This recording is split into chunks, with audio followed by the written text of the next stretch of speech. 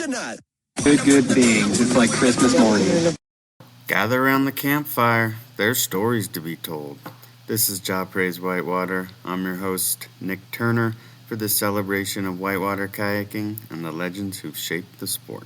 Jaw Praise Whitewater is supported by Kayak Session Magazine. You may think you get the full story looking through social media and seeing the clips, but there's just something about holding actual paper in your hand and seeing that the sport's really going off and the people out there are on amazing expeditions and doing amazing things. So pick up a copy of Kayak Session if you get a chance. Go website, sign up. Strawberries Whitewater is also proud to support American Whitewater. Now, if kayaking whitewater has a soul, then American Whitewater is right there at that soul, opening up runs, supporting the sport, there from day one. And really, I don't know of any sport that really has an organization that's so true to its core and such a proponent as American Whitewater. So sign up for that if you're not signed up yet. And we now have some Rush Sturgis material at the end of every episode. So instead of just ending now, we're going to go into some Rush. Beautiful music. Look it up online. You got to really, in any streaming service, you need to type in RUSHSTURGES. Full thing, type it in, listen to some Rush. All right. Serious pleasure to have with me today Dane Jackson. Dane was basically born onto the kayak tour. It was almost like one of those movies where they build the wicker raft and send the baby down the river, hoping it'll get raised by a village downstream. And Dane found a village. So many aunts and uncles that all happen to be majority of the best kayakers on the planet. And and even though Dane was brought up in the most fertile of grounds, he really took just a cupful of opportunity and turned it into this torrent of accomplishments. His path wasn't predetermined. He really embraced the whole culture, every part of kayaking, and worked his ass off to really, really accomplish what he did. And really embraced every discipline of kayaking and every part of the culture of the sport, going on to win pretty much every major extreme race where you race fast as you can down the hardest rapids, many of them multiple times, many times setting course records. Won pretty much every freestyle event, including many multiple times, of course, including 5-time world champion at my last count, which it's only held every 2 years. So that's actually 10 years of being the world champion. And I think maybe 4 or 5 other world titles thrown in for other disciplines there. But then also maybe more Totos and flush runs than about anybody. These runs like Fantasy Falls, Royal Gorge, Palgene, even the Indus kind of now, of where you basically run every rapid of these classics, where for the last decades, all the best paddlers in the world have portaged some of these drops. And in addition to that, expeditions to about every corner of the planet. Dane's really led his whole generation in exploring all new stuff, unlocking all new parts of rivers. And I think though all of those uncles I talk to or aunts I talk to, they all basically say 2 things consistently about Dane. One, that he completely blows their mind with what he does on the river, and 2, that they can't believe what a humble, good guy he is. So really, really glad to have you here, Dane. And this question's a little strange to ask you, but I'd still really be cool to hear your perspective. Where'd you grow up? How'd you get into kayaking? Well, I appreciate the intro. Glad to hear that. Only nice things to hear. Yeah, in the end, like you said, I mean, it wasn't quite like the opening of Willow and the Wicker Basket, but in the end, when I was born, my dad was already a pro kayaker. He was at the time primarily into slalom, and I was born in Washington D.C. And from that, we spent the first few years of my life in Washington D.C. while my dad was still focusing on slalom. He obviously still did a ton of whitewater kayaking around D.C. and he was still a pro kayaker outside of slalom as well. Grew up doing it with his dad, but when I was 4 years old, my dad decided to move away from the slalom side of things as full time and go really focus on the whitewater side of things. And we moved into an RV with my whole family, with my older sister. We moved full time into a driving RV, and for 6 years we didn't actually have a house. We just had the RV, and we just went wherever my dad felt was the best place. He wanted to go kayaking, but instead of him disappearing for a few weeks and coming back, we got to all be together year round, going wherever we wanted to go together. But from that, what that allowed me to do is not only get to be in all these amazing places, surrounded by the best kayakers with my family, but had access to a lot of amazing places that I could, as long as I was good enough at the time as growing up to go kayaking with my dad or with the other people that were willing to take me. And if I wasn't on the water, I was around the river, whether foam boating, swimming, tying a foam boat to the end of a fishing rod, throwing it in the white water. So regardless if I was in the kayak or not, kayaking was still 100% encapsulating everything I focused on. And I never liked watching cartoons really much growing up. It was always I wanted to watch kayaking videos, whether it was like the classics or anything new coming out. So kayaking's always been at the forefront of what I wanted to do and what I've been surrounded by. But what was really cool is, when I was growing up, a lot of people probably think, my dad was like, you have to be a kayaker, you have to do this or that. And in the end, all he did was, just make it seem like it's the best thing possible to do, whether just being surrounded by all these awesome people or, pushing me to try these different things in the boat and just making it seem like this is the most fun thing that we could be doing. So why wouldn't you want to go kayaking? And, push me within reason when the times were right.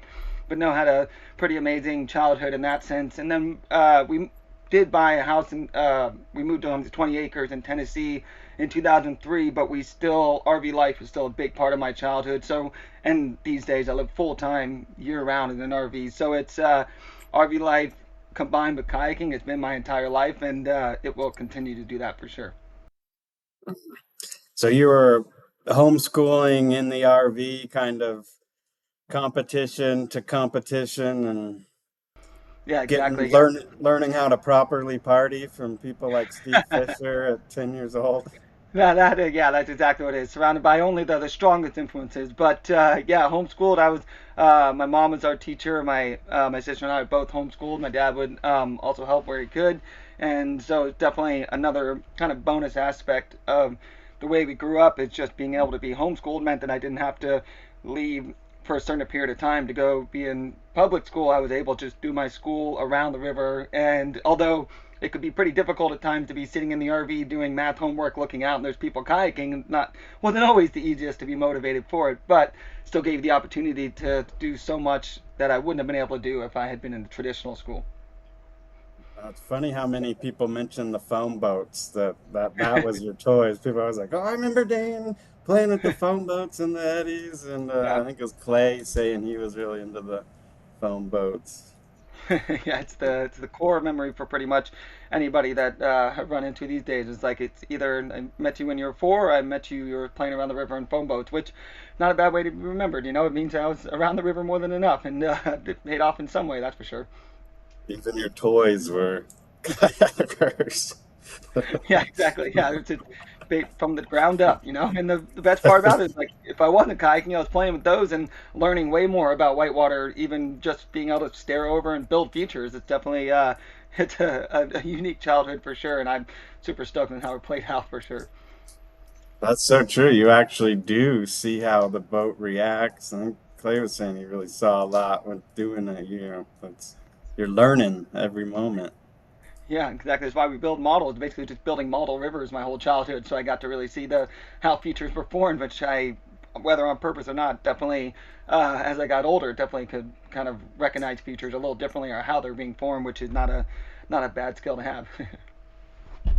Uh, Clay was saying that you really had to earn it to kind of be able to get on the river with the group. Do you remember that kind of being a driver?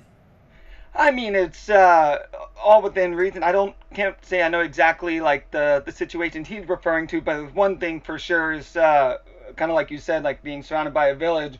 You know, the only way that you were going to get the opportunity to go kayaking with these pros, whether it's the freestylers, the creekers, all that, if you were being dumb or you were being completely irresponsible or you're being someone that just wanted to make stupid decisions all day, that's not how you get invited back. And I think that's one of the best parts about my childhood was growing up. I had so many different people, including my family, obviously, and my dad and all that, but also all these other influences, particularly like Clay, who, you know, if you didn't have the right footwear, you weren't getting on the water, which was really confusing for a 10-year-old. It's like, what's wrong with these? I'm just going here. Or, you know, he wouldn't let me on the water or give me a good talking to if I forgot my rope and all these things that I was like, but I just want to go kayaking. What's the big deal? And then now it's ingrained in my mind so much that I'm always the type of person to make sure I got the right footwear.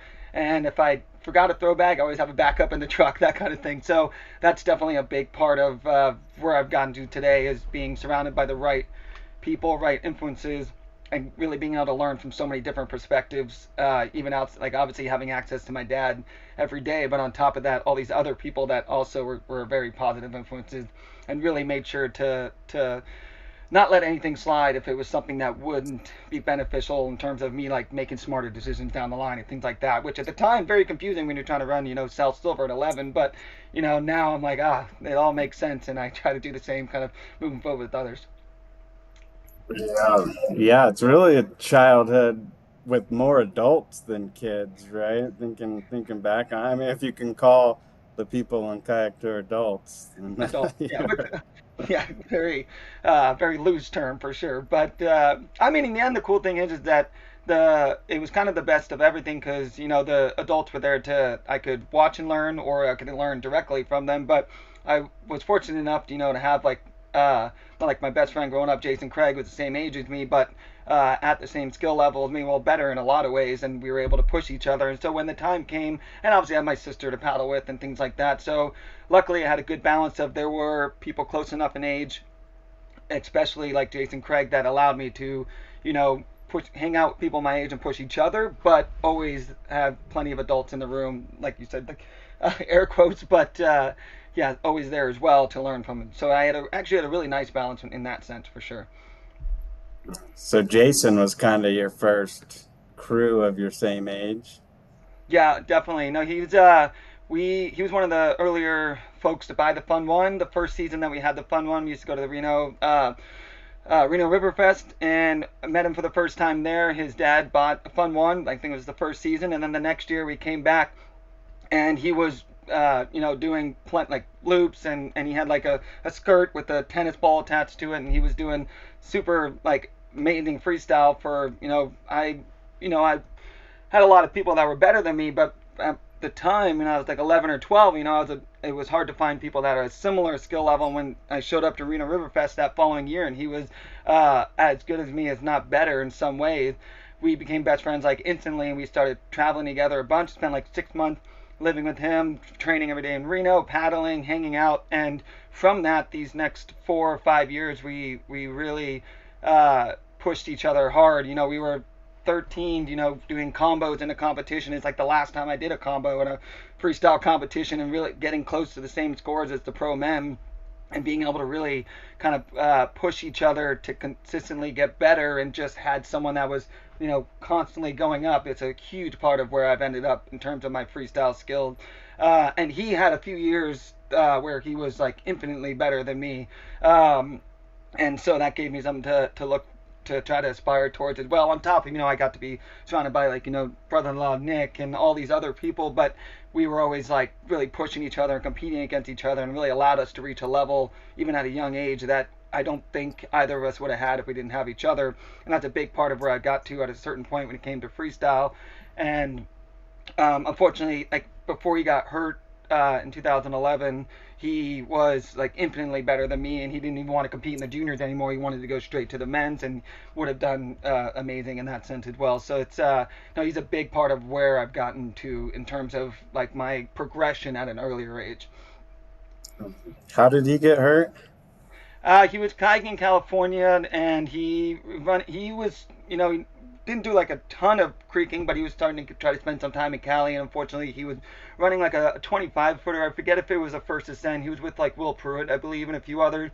But he had like a good line. You watched the clip, looks like a great line, but there was a shelf kind of hidden under the water, and when he landed, all the flow and everything, he just got collapsed onto that shelf. And for lack of a better way to put it, he almost basically like separated the two halves of his body. He utterly broke his back. He like just had one of the worst kayaking injuries that I've been aware of. And on top of that, which didn't help, is that his dry suit also filled up with water. He got hypothermia when he was out there, if I remember correctly, and it was such a bad injury that they thought he wasn't going to walk again. Like it was like really next level. But unfortunately, he survived it, and then he got a surgeon that somehow managed to kind of, piece everything back together, and it took, years of rehab and recovery, and there's still some things that don't work properly, but he, walks, he still goes kayaking, like he's, yeah, the recovery he had is insane and inspirational, but definitely one of the worst injuries I've ever seen or heard about, and the level that he was able to recover from it is incredible. But it was definitely scary to see at the time for sure. Yeah, what a bummer, huh? To lose that talent. Like, I mean, what incredible words you say that Yeah. he was But the cool above thing is, he still came you. back in 2013, did like 2013 Worlds, did really good there. I believe he got six, something like that, even though he subluxed his shoulder like a week, 2 days prior to the event, but still competed and got like six. Like he was always a savage when it came to that. And then he spent a little bit of time working with the World Class Kayak Academy. I got, he came to support and coach the 2019 World Championship. So he's still around. He's still part of the community. And right now he's crushing hard to get his PhD and all that. So he's locked in hard. Done some really cool trips like Alaska and things like that. For he has the ability to reach places in terms of exploring, like looking for through as a geologist and things like that, finding places that other people couldn't access. So he's putting both talents to heavy use, and he's been locked in the last few years. But he's coming in at the tail end, and definitely looking forward to hopefully getting some more time with him again soon. You still had a few years till you got your driver's license at 13 too, so you're still relying on others to take you to the river.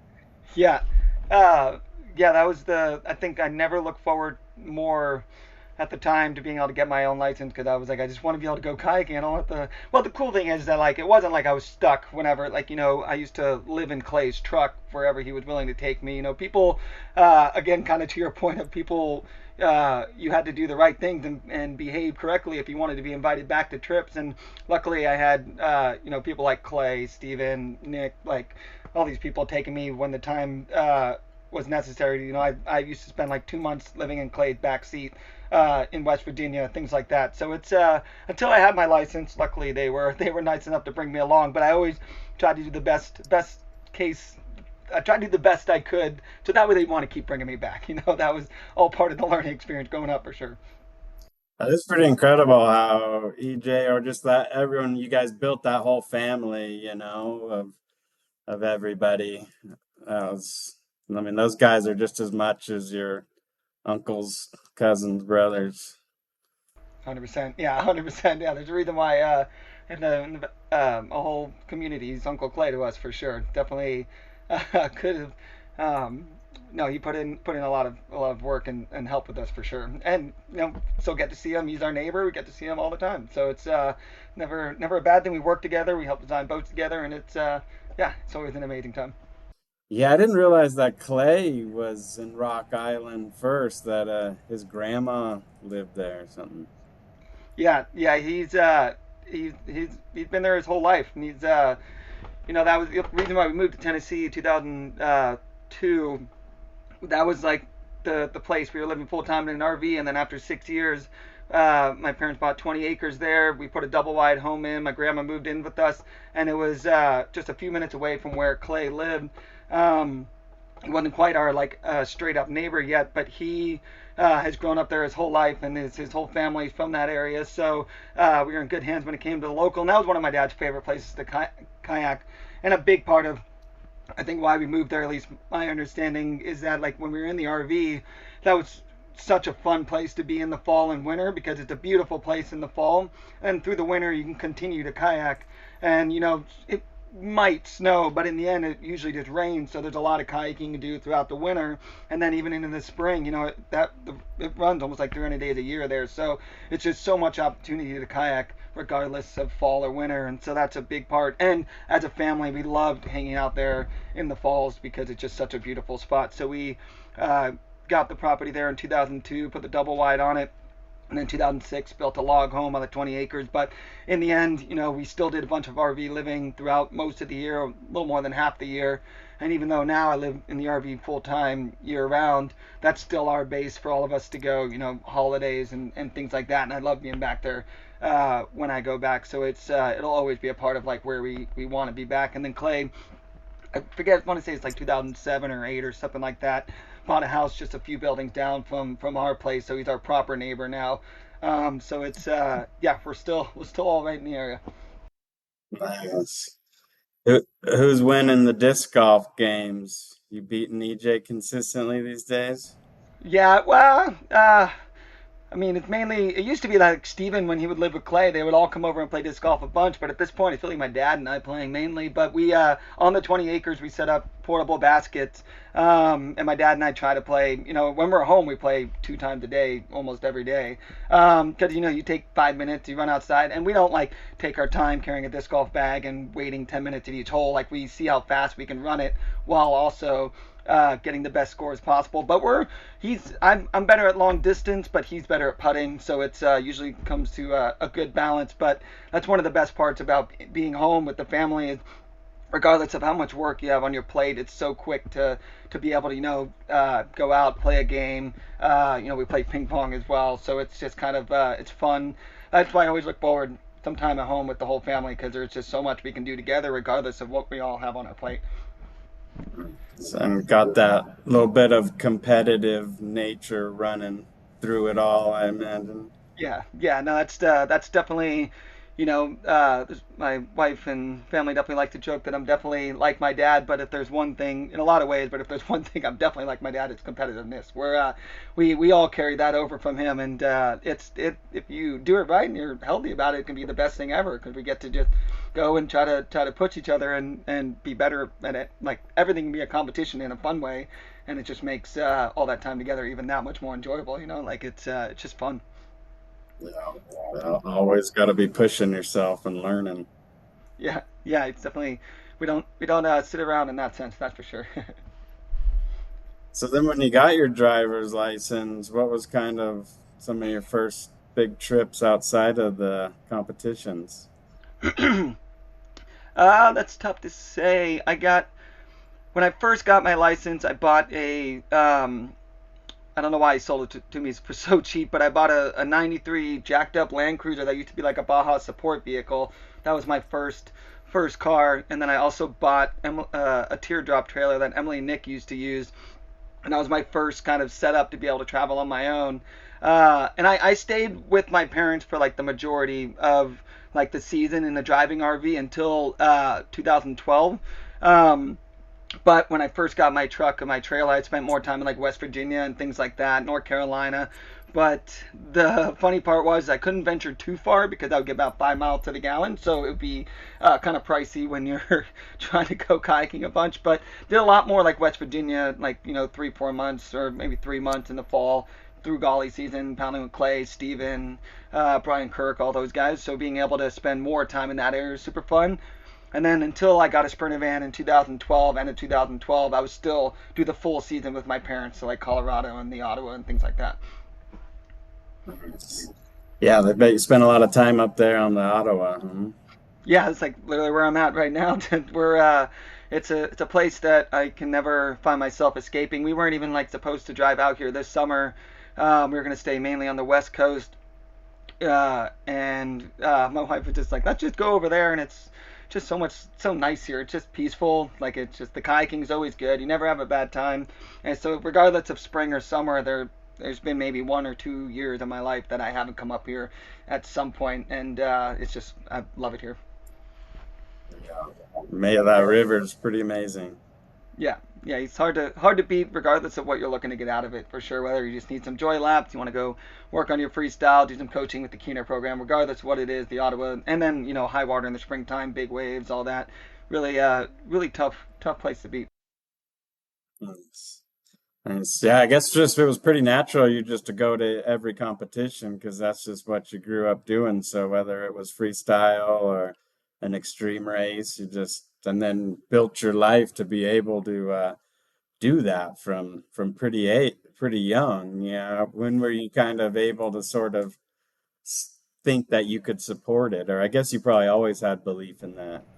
Uh, I mean, it's tough to say like where it really began. I mean, the biggest thing is that my parents definitely, they supported me in ways, even in at times where it probably was a lot for them to support me. Whether a trip or the things that they supported me with, like media wise, whether like a camera or a computer or something like that. But uh, I mean, even from when I was like, I think 12, 13, they started giving me a little money through like Jackson Kayak with the idea of like, oh, you need like help support the boat, do the clinics, and then you get some support. So they kind of instilled like, it wasn't like they just gave it out, for free per se. At least that was my feeling. It was like, oh, you need to do some work for it. It wasn't always the hardest work, but the idea is you need to do something in order to get something out of it. And they instilled that in me really early on, which I'm really grateful for, because by the time it was really like, okay, I want to do more and do more on my own, it was very much like we'll have to figure out, kayaking, like I always say, is only 50% of it. You have to figure out all these other ways, regardless of, there's a lot of different ways you can do it, but you have to find your own way to support yourself in order to go kayaking. Some people coach, some people do media, some people, focus on the events, but, a lot of events don't have prize money, so you have to figure out something else at the same time. And realistically, I kayaking was always something I loved competing in, whether races, freestyle. Growing up, it was a big part of, like we said, being a competitive family, and we would go to basically competitions so much of the year, and have an amazing time doing it. It was really like when I was like 17, 18 is when I was like 17, I decided to drop out of high school. I guess I presented my mom with a good enough case on why I was like, hey, I was right around the time, like the 7D came out, which means that we were able to create better media. I'd already loved making kayaking edits and things like that. And so I guess I created a good enough case to tell my mom I was like, I can keep doing this school, but I'm kind of like doing all this, and she was in support of it. I guess I did a good enough sales pitch. And so like 17, 18 is when I was like really like, just trying to get a lot better video edits, filming. And that's right around the time that I started to, because I'd always grown up doing a lot of freestyle and some races, but that was at that time right when I also started to get a little more excited about potentially waterfalls and creeking trips and things like that. And that's around that same year is when my brother-in-law Nick started taking me on some more trips so I could actually work on progressing that side of things as well. So it was like 17, 18, particularly, those last few years. I was super small growing up, and I had like 3 or 4 years where I was too big for the kayak I was in and too small for the next size up. So I had 3 or 4 years, 3 years, I was just in a weird size. And even though I had some good results, uh, it was really when I was 17, 18, I finally really started to fit in the boats again properly. And at that time, I felt like my progression went up a lot. And it was also the time I was really able to get excited about more media side of things and filming. I would help film promos and things like that for Jackson Kayak. And mainly did it out of just something I was excited to start doing. So all these things I did as a way of like, I'm enjoying this and I'm like learning these new things. So by the time it actually became time to really figure out how to get more support, I had a lot of skill sets kind of already in place that I could kind of figure out how to have a career kind of both sides. Like they helped lay the groundwork to give me all the knowledge I needed to be able to kind of do this on my own, in my own way. And it didn't mean I wasn't still working with all of them, but just to get the kind of the ball rolling and understanding on how to do this as a career. Yeah, you were right from pretty much from the start of kayaking, with the Fun One, you were basically with the retailer selling the boats right away and Yeah. then filming right away as well. But that's cool that you weren't in a big rush to get on the waterfalls and steep creeks, that took your time and felt like it wasn't until 17 till you really like went for it on it. Yeah, no, I definitely. It's actually kind of funny because I really enjoyed creeking growing up, and my dad was never like he didn't love big waterfalls. I don't know at what point it like was like, oh, I don't need to push it harder. Also, the size of big waterfalls has obviously changed a lot in the last 15, 20 years in terms of like what is a big waterfall. But my dad, unfortunately, I want to say like 2000, 2001, something like that. I forget what year, but he actually like broke his back on like a 40 footer. Uh, and he, so I think that kind of, it wasn't like my dad and I were going and running 40, 50-foot waterfalls together at the time. It was more like, let's go run fun, steep creeks. We went to South Silver the first time when I was 11. We did a lot of things around the Southeast. I ran the Tallulah for the first time when I was 9, 10. So we went and did a lot of steeper stuff like that. And then we also enjoyed doing some, races where we could. Like I first started racing home stake at the GoPro games when I was 11. So like the creeking and the steeper white water was there. But the waterfall side of things, it just never really, like we had our home waterfall is 20 feet, and I would mess around, do like freewheels and things like that. But in terms of pushing it and running taller waterfalls, it wasn't something that really kind of I pursued or wanted to do. And then when I started running bigger waterfalls, 15, 16, 17, 50 footers, and then, Nick, my brother-in-law, taking me to Mexico in 2011, getting to run like my first 60 footers, that was kind of like okay, I'm starting to kind of enjoy this, but I didn't know what that level would be because what's really funny about like when you think about the waterfalls I've run these days, I, when I first did the interview for Red Bull, it was right around the time that a lot of the bigger drops had been done.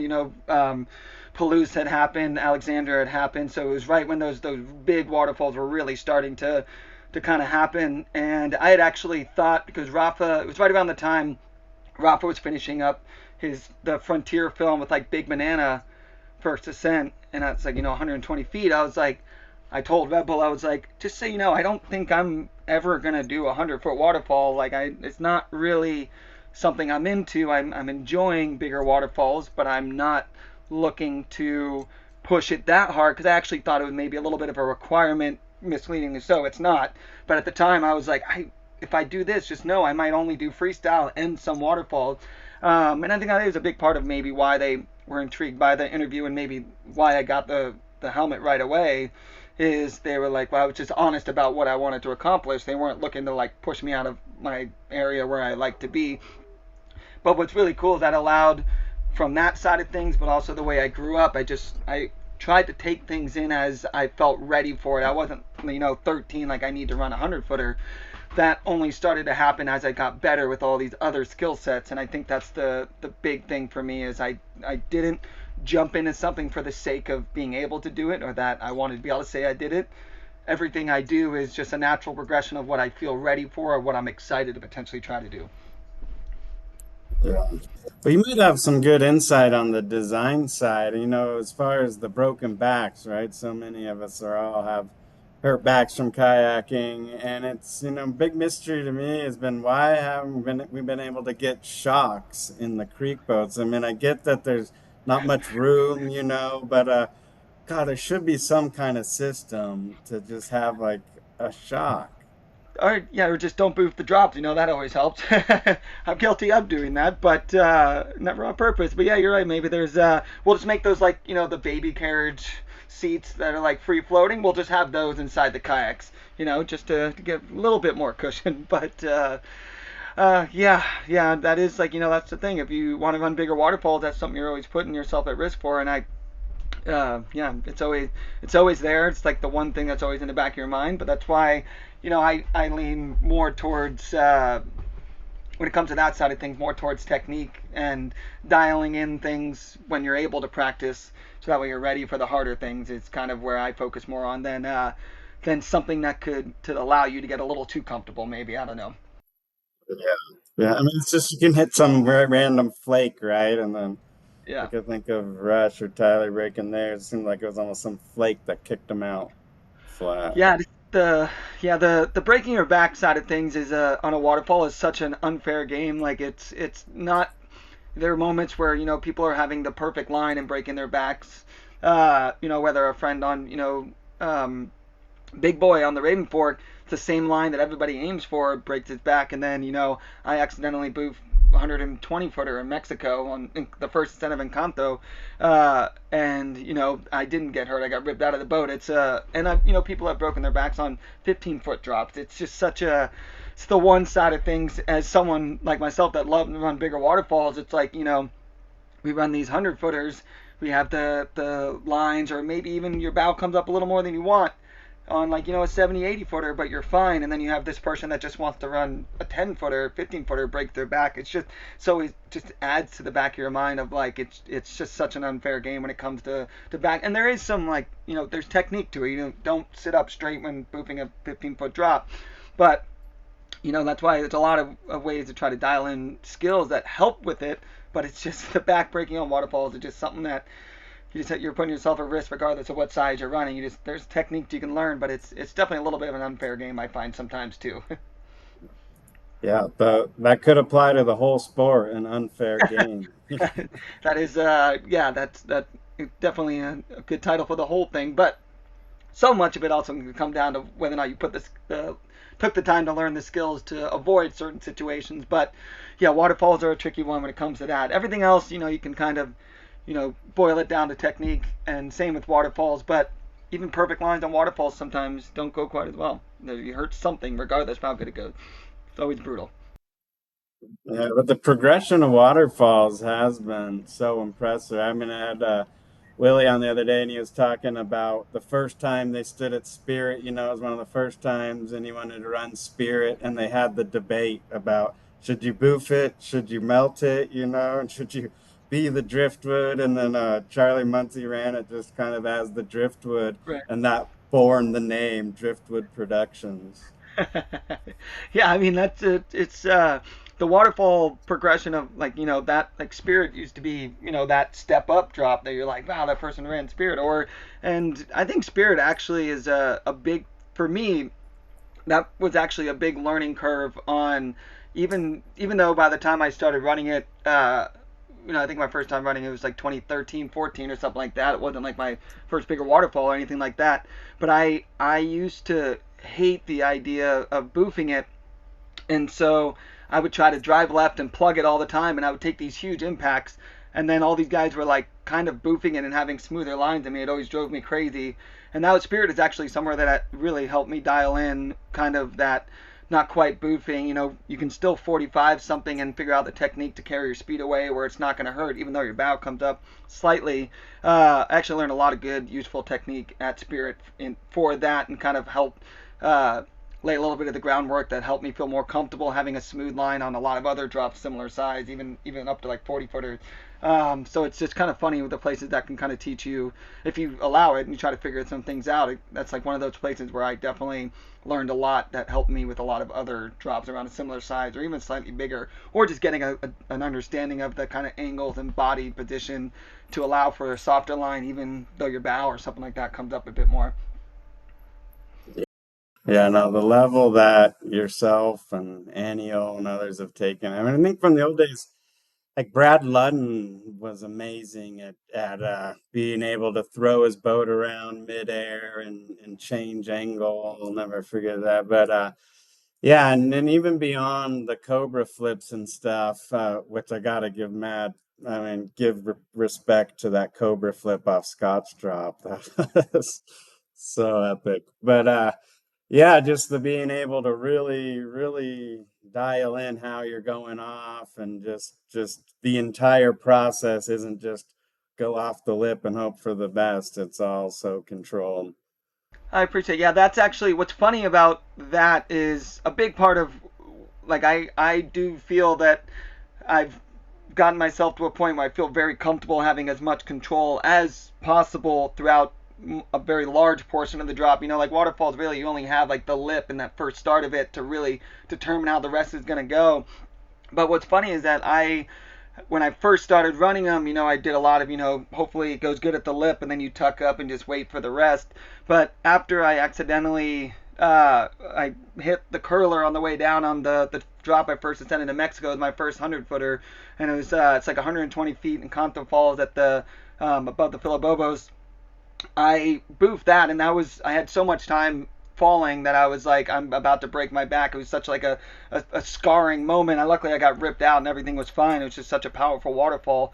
But that was such a scarring moment for me that I was like, I never want my bow to come up again. And actually, the year before, I did a Nikon shoot with Corey Rich on Tamada 1, and I was still kind of learning waterfalls, and I ended up boofing it twice in one day because I was like 16, 17, still didn't know quite what I was doing. Those two experiences combined completely scarred me from my bow coming up at all. So I started doing it where instead of just going off and kind of setting my angle, I would actually throw my bow down almost to like past vert. Then I was like, okay, well, if nothing happens, worst case, I'll land on my head and get ejected, which is way better than boofing. But then from that, I started to get a little bit more like control because I'd like slam my bow down. Okay, I'm not going to boof it now. Okay, now let's set the angle to vertical rather than just kind of like slowly letting it fall or something, which, got a little, excessive at times. But at the same time, it was like I'd much rather go on my head than boofing. So those two experiences caused me to really try to like get a little more crazy off the lips within reason. But from that allowed me to spend a lot more time focused on staying in control down the whole waterfall and waiting for the last possible moment before tucking up and things like that. And I think that's a big part of my confidence on waterfalls now is definitely just the idea that I have more time. I've allowed myself more time to figure out how to dial in the angle rather than just, a quick moment off the lip and then throw or tuck. And sometimes that works out, but if you want to start running, 100-foot waterfalls, Alexandra, things like that, you can have a good angle when you go off, but if you just tuck up right away, there's a lot that can happen for the rest of the free fall. So it's funny how those two, just being scarred by those experiences, what turned into my little bit more confidence when it comes to control down a waterfall. Well, it's interesting that you almost overcompensate for going more vertical and because you can always turn it back, but you can't, once your bow goes up for boofing, there's nothing you can do at that point. Yeah, because anything between 0 and 45 isn't so bad, but once you get over that, so you shouldn't aim for 45. You should aim for a little under 45. Exactly. Yeah, definitely. Anything above 45, around 45 is fine, up to about 40 feet. But beyond that, you have a lot more time for your bow to just keep rising and rising. Because as long as you're up to 0 to 45, especially with boats these days, you have a better chance, carrying your speed away from the drop, which can be a big part of saving your back and your body. But if you're talking about a 100-footer, that's going to matter a little less. you're gonna take that hit no matter what if your bow's up. And so you're pretty much traveling internationally right away, huh? Going to Mexico and going other places. Yeah, that's another aspect that's pretty wild for sure growing up is just the idea that, before I even was kayaking full time, I got to go to New Zealand for 99 World Championships, got to go to South Africa and things like that. And by the time I started actually really kayaking a lot more, 10, 11, getting to see these places, obviously Canada, US, things like that. But, I got to go to the Nile and the Zambezi for the first time when I was 12, getting to run those rivers. And then growing up, Mexico, Spain, just so quickly getting the opportunity to go see so many amazing places. It's an incredible gift to have that, but on top of that, it also allowed me to just kind of enjoy the kayaking and enjoy the things around it, like for example, spending more time with the video cameras and things like that. So having that growing up, not only in the RV lifestyle but the international traveling, it just kept instilling this is what there is out there for me if I want to make kayaking a career. But they also gave me all the groundwork to figure out what would make that work, and for me it very prominently became media and things like that. And even all the things they helped me out with in that sense, kind of, I had so much of the groundwork already kind of laid out. I got my first computer when I was 13. My parents got me a MacBook, which is pretty insane for a 13-year-old, but I think they just saw how excited I was to start editing and filming, and from that I just got to mess around with filming and editing. So by the time I really needed to figure out how to make money for myself, I had all these skills. But beyond that, I had all these experiences, life experiences, to be like, this is what I get to do if I make kayaking my career. So it was never like, they're just kind of beating down on me that I have to go kayaking. It's more like, well, this is how amazing it would be if if you want to make kayaking your career, they would be in full support if I wanted to go somewhere else. But they made it like a no-brainer. Like, this is what you could be doing if you put in the work and want to make it your career. And so that's something that's pretty amazing, is I got to see so much of that so young, and then not only have the experiences, but everyone around me giving me the tools needed to really be able to take off and running when it was really time for me to kind of make my own decisions on how to kind of have a career with this. Yeah, by 14 or 15, you had already traveled more than 99% of Americans do their whole life. I mean, yeah, it's true. Always grateful for that. And yeah, that 99 world, that was the X, right? That was kind of that. I remember that Yeah, was a big one. yeah, yeah, that was fun. Like, even just seeing how much like the how much fun everyone was having around the river. It just, all of everything combined just really, uh, it's an amazing childhood. But there were just a lot of extra steps, even going back to like what I mentioned with like Clay, beating down on me, bringing in the right shoes and ropes and things like that. Like, I just had so much kind of like so much combined throughout my childhood that just really set me up for success, because it wasn't, it's kind of like you said, like I could have been a little more complacent. I could have been less interested in all these things. And there were a lot of things I didn't realize I was learning along the time, growing up, until I got older. But in the end, there are just so many steps that people took that they could have just been like, oh, like, chill about it. But instead, everybody just together, along with my family, just created a really great atmosphere to be excited about the idea of kayaking, learning from it. But a lot of skills that just didn't realize were ingrained in me until I was older, which I'm always grateful for. And so you'd been watching all the kayak movies growing up, and then early on started editing and really developing the skills that, YouTube and that whole thing wasn't even around yet or wasn't big yet, but you kind of developed the skills that were perfect for when it finally did come around. Yeah, it's super. That's one of the things I'm super stoked on, because I just love media editing, things like that, and especially these days, it's such a huge way. Like, the way I kind of put it is, um, like, when I was growing up, I was making edits from my first time running Gorilla when I was 12 on like Windows Movie Maker with my dad, and at the time, we were doing a lot of the strokes and concepts and freestyle videos. I wasn't making them, but got to see the filming and that side of things.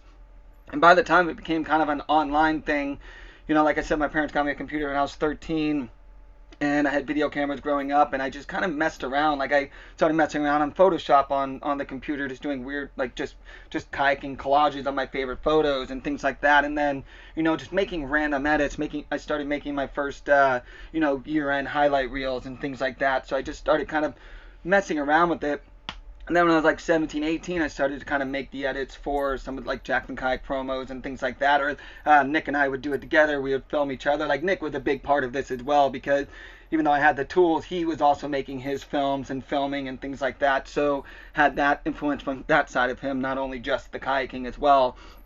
But what's so great is having all those things that I was just messing around with. By the time I actually needed to figure out how to kind of do this on my own, which I say on my own, like, I still had a massive, amount of support from everyone, but like, to figure out how it can be more and still allow me to go kayaking as much as possible. What I always say is, like, I think the skills that what's so great about kayaking is that so many of the places you go, you have to find a way to support yourself. Like, we're not somebody that, it's very rare to you have somebody that's not a kayaker and can come in and support you, whether it's photography and videography. And what I love for myself and the tools that I now have is kind of like a one-stop shop, for lack of a better term. It's like, if you can just support me to get somewhere, I can take care of the rest. I might have someone else help me as well, but I can do the drone filming, I can do the photography, I can do the videography, I can make the edits, I can do the photos, I can do all these things. And that's just because I actually enjoy it now. It's something I love to do and I was passionate about growing up, and everyone around me nurtured that. So now it's just this fun thing where I just get to do all this media related stuff. On top of, I'm learning Illustrator now. I'm working on After Effects. Like, I'm not creating these big artistic films or something like that, but there's a lot of skill sets that I have just from people nurturing what I was excited about growing up. And I just love that I have all these tools at my disposal to now support me to go do what I want to do. I think a big part of me being able to support myself and my wife to be able to go and do the things that we do is because I've had these skill sets that everyone helped me develop, but I'm also excited about it, and from that allows me to just go kayaking where I want, when I want, and support the brands that support me. And it just makes it really fun because I'm not relying on anything other than what I'm willing to put forward or the people I surround myself with that can support me as well.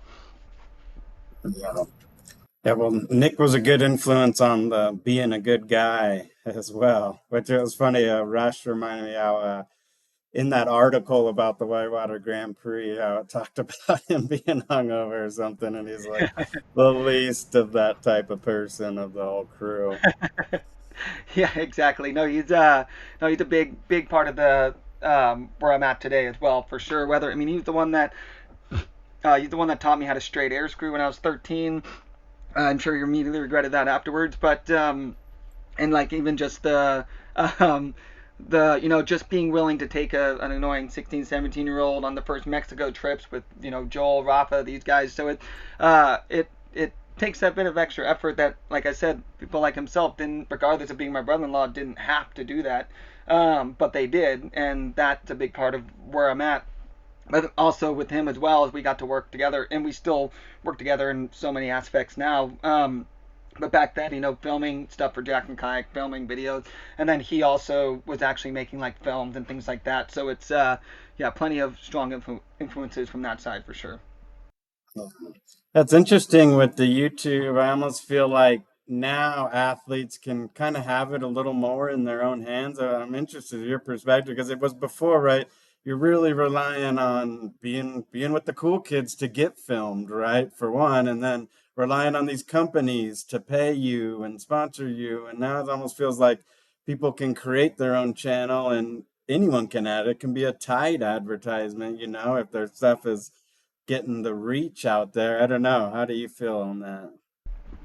I mean, in the end, when it comes to, I don't know, I can only speak on like my experience. I don't know what were easy or harder and the challenges back in the day, but these days, just there's a benefit to, like with social media and YouTube and things like that. You have an easier access to do some form of support for the people that support you, but that also might mean that there's more people in that avenue so that you're kind of working against or trying to kind of battle for that same, it's a small industry, so there's only so many people that certain brands can support. But what I think is really fun and amazing about the social media and YouTube, and I didn't really get into YouTube until like 2019. Like I in 2014, right when Instagram, I was kind of on it for photos, but I was mainly posting on Facebook because that was just where we could get the most support. And then 2014, when Instagram swapped to being able to put videos on Instagram, I actually got featured on the Instagram handle on Instagram, like the main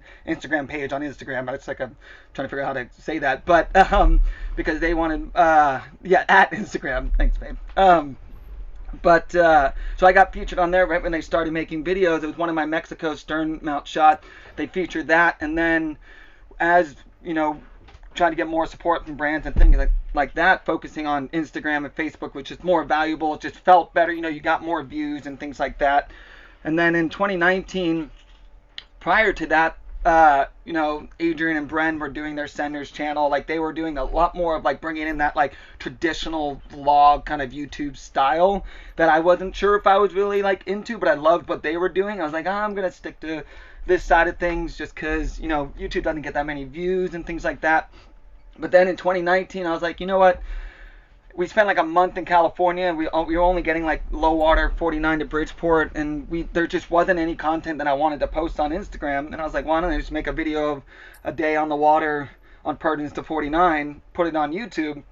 And then I made that, and it occurred to me, I was like, well, wait, so I can do point A to point B full day videos on rivers that might not have the most badass whitewater, that there's no like banger clips to put on Instagram, but there's still something I can be doing with this because I feel like I'm just filling up my hard drive for no reason, and none of this is going to go on my highlight reel. So I made that first video, and then I realized this is a really great opportunity to potentially put out a lot more content, show people other rivers, and it kind of became a quick goal. I was like, regardless of where it is, the type of whitewater. I wanted people to be like, oh, I wonder, I'm going to go check out this new run. I want to see this new river and have one of my videos come up, whether, the easiest whitewater, the hardest. And that's kind of where that kind of got me excited for YouTube again. I still post the bangers on Instagram. I still post elsewhere, but it allowed me to film more often and have fun while doing it. But I also found it a really great opportunity to show these cool rivers. But on top of that, it kind of allowed me to kind of show all these moments that might get lost by only posting bangers, whether it's, discussions about how to set safety, discussions on what the dangerous parts of a river is, or even just kind of showing people a day in the life of what the process of that day on the water rather than just a few banger clips. And like Nathan Florence is a good example of it. He posts hour and a half long raw videos on YouTube, and they get millions of views because, and I will watch some of them because it's like I get to see this full surf experience, like what it's actually like in the lineup, and not just the barrels. So I think that kind of became the goal for it. And I didn't even monetize it for the first 2 years because I was just having fun with it. And by the time I monetized it, I just kind of had an idea of what I wanted to do with it, and I'm stoked that people support the channel.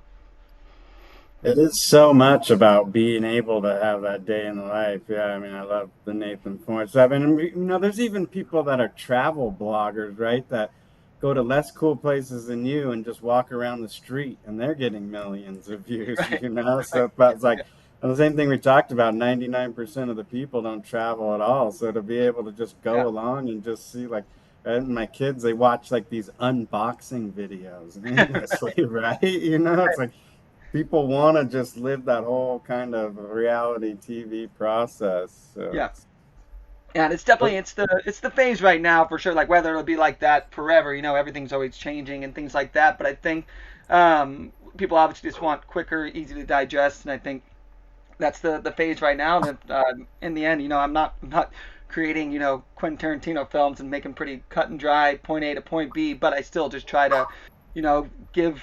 I want the people that enjoy watching kayaking to kind of, maybe there's something they learn from it. Maybe they just want to see that river, and for the non-kayakers to kind of see what a day on the water is. And I think the biggest thing for me that we just never get to see a lot of times is, that statement doesn't really make any sense, but something I don't feel like we get to see a lot is the kind of process. Like I always try to say whenever I have interviews on TV and things like that, I always try to kind of set it up to be like, it's like a stunt in a film. You don't see everything that goes into it. You don't see all the safety that's been set up. You don't see the process.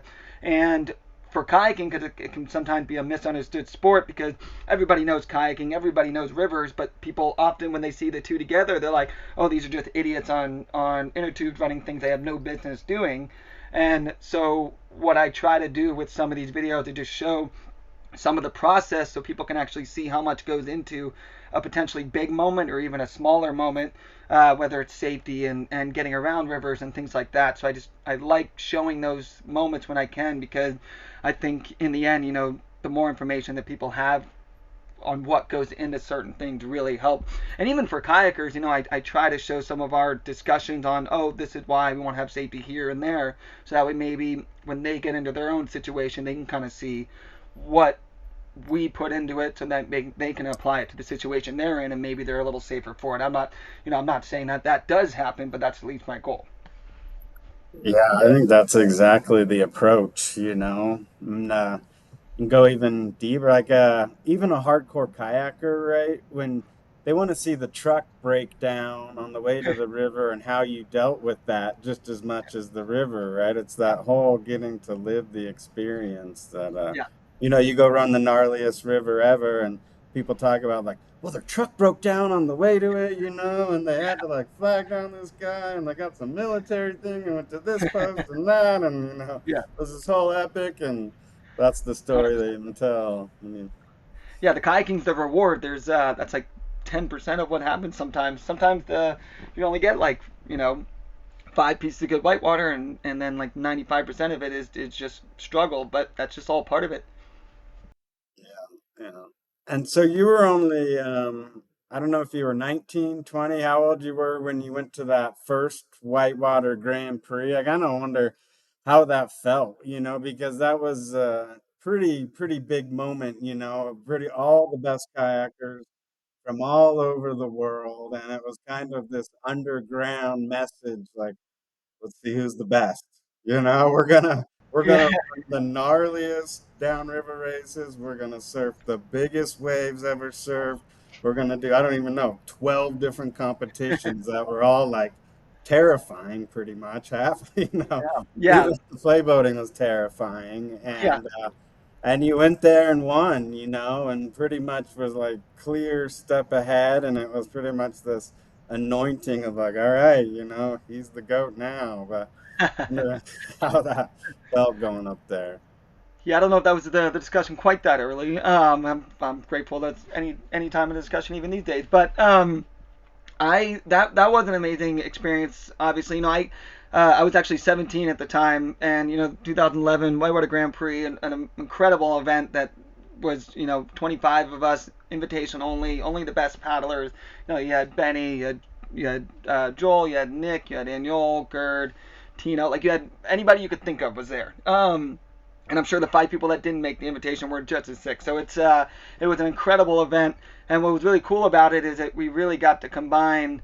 I didn't go into it with any expectation. I was just honestly stoked that I was even invited, because I don't know if this is like necessarily like how it was playing out at the time, but I still kind of my dad's kid at that point. Like I was whenever we're kayaking, we're together. I'm my dad's kid. He's the world champion. He's like one of the best kayakers in the world. Like, you're just gonna be that person's son for a while, which is great. That's an honorable title, And I think what was really fun about that event, one, going into it with no expectation, I don't even. I'm actually pretty shocked in hindsight that they even invited me. Like I was super fired up on that. I don't know if that was just like Nick motivating or something. I don't know, but I'm very surprised to even be invited. So I was just stoked to get to paddle. But then on top of that, we were going into, the first stage was on Gladiator, which is one of the bigger waves. But on top of that, it's got the huge pour over behind it. So it's one of the most intimidating waves.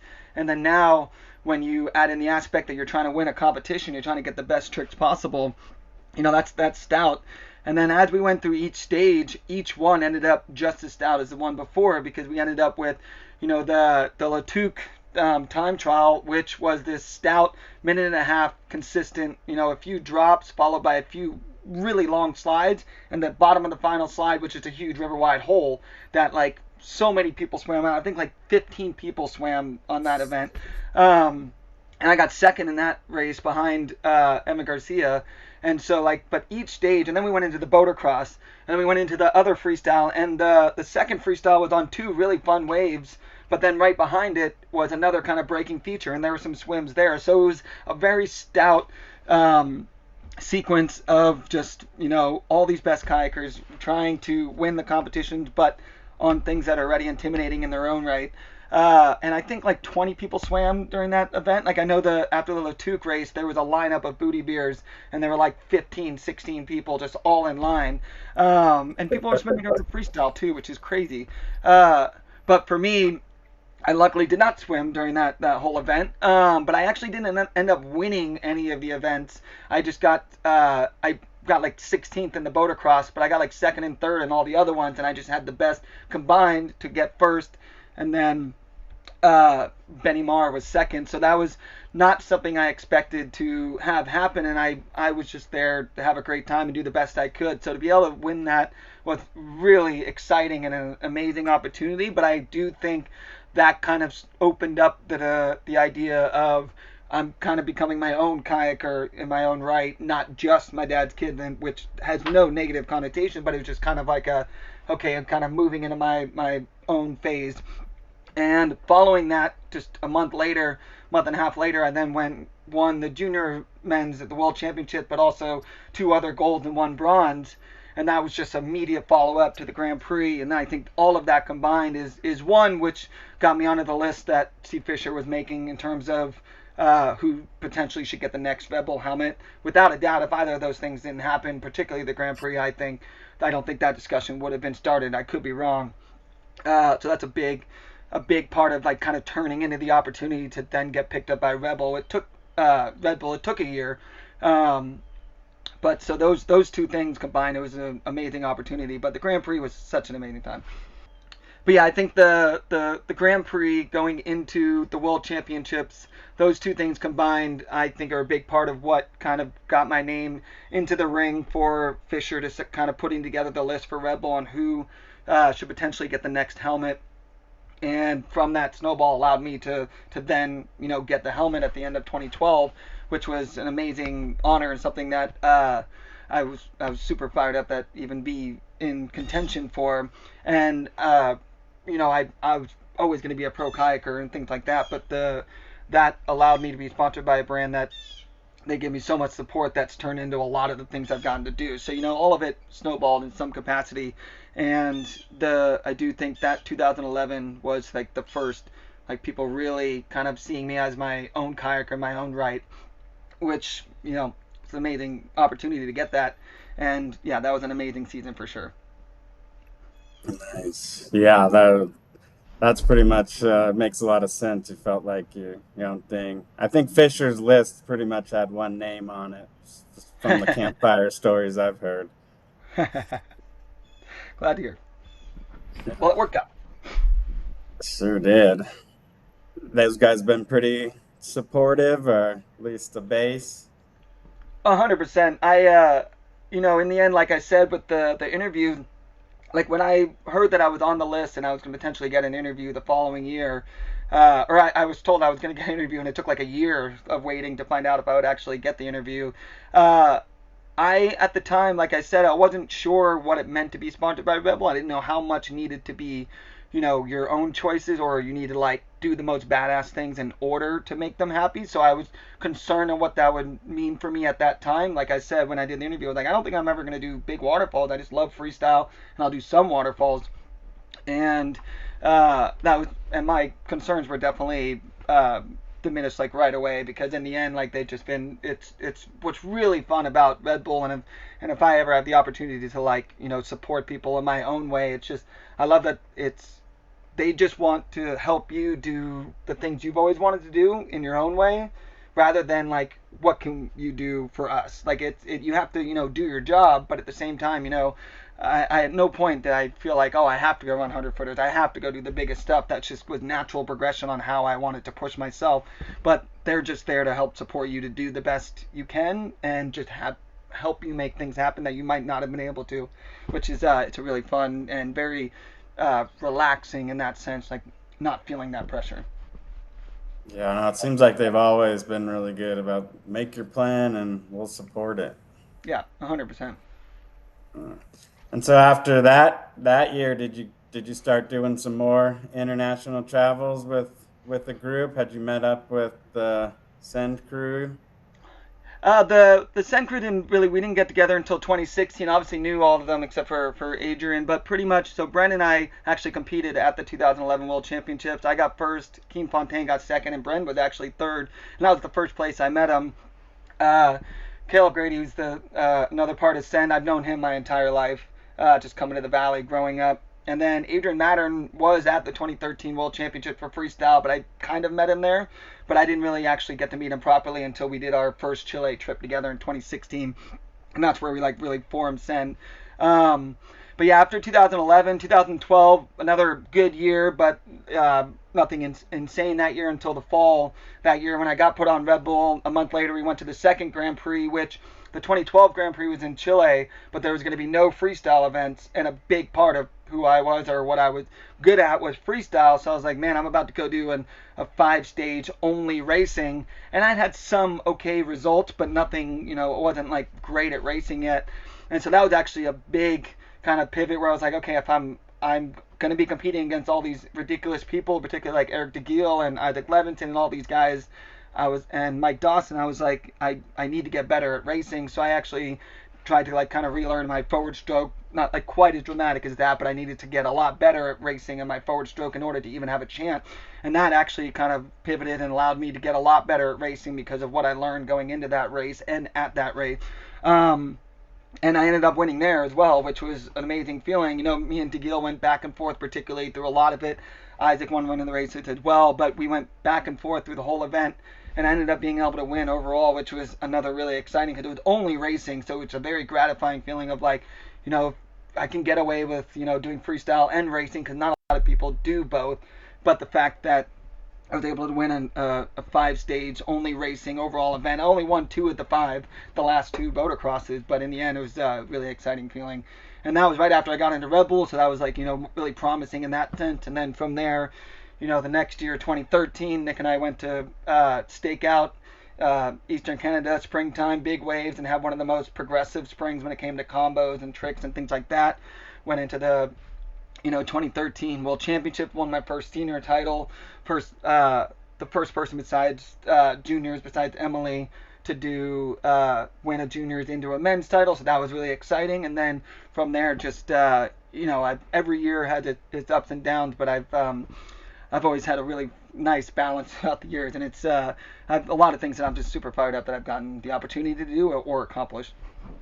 Yeah, those stakeout freestyle sessions, pretty amazing. I mean, just the really taking it to the next level of the lift off the wave, the combos, and so it's all you and Nick pushing each other.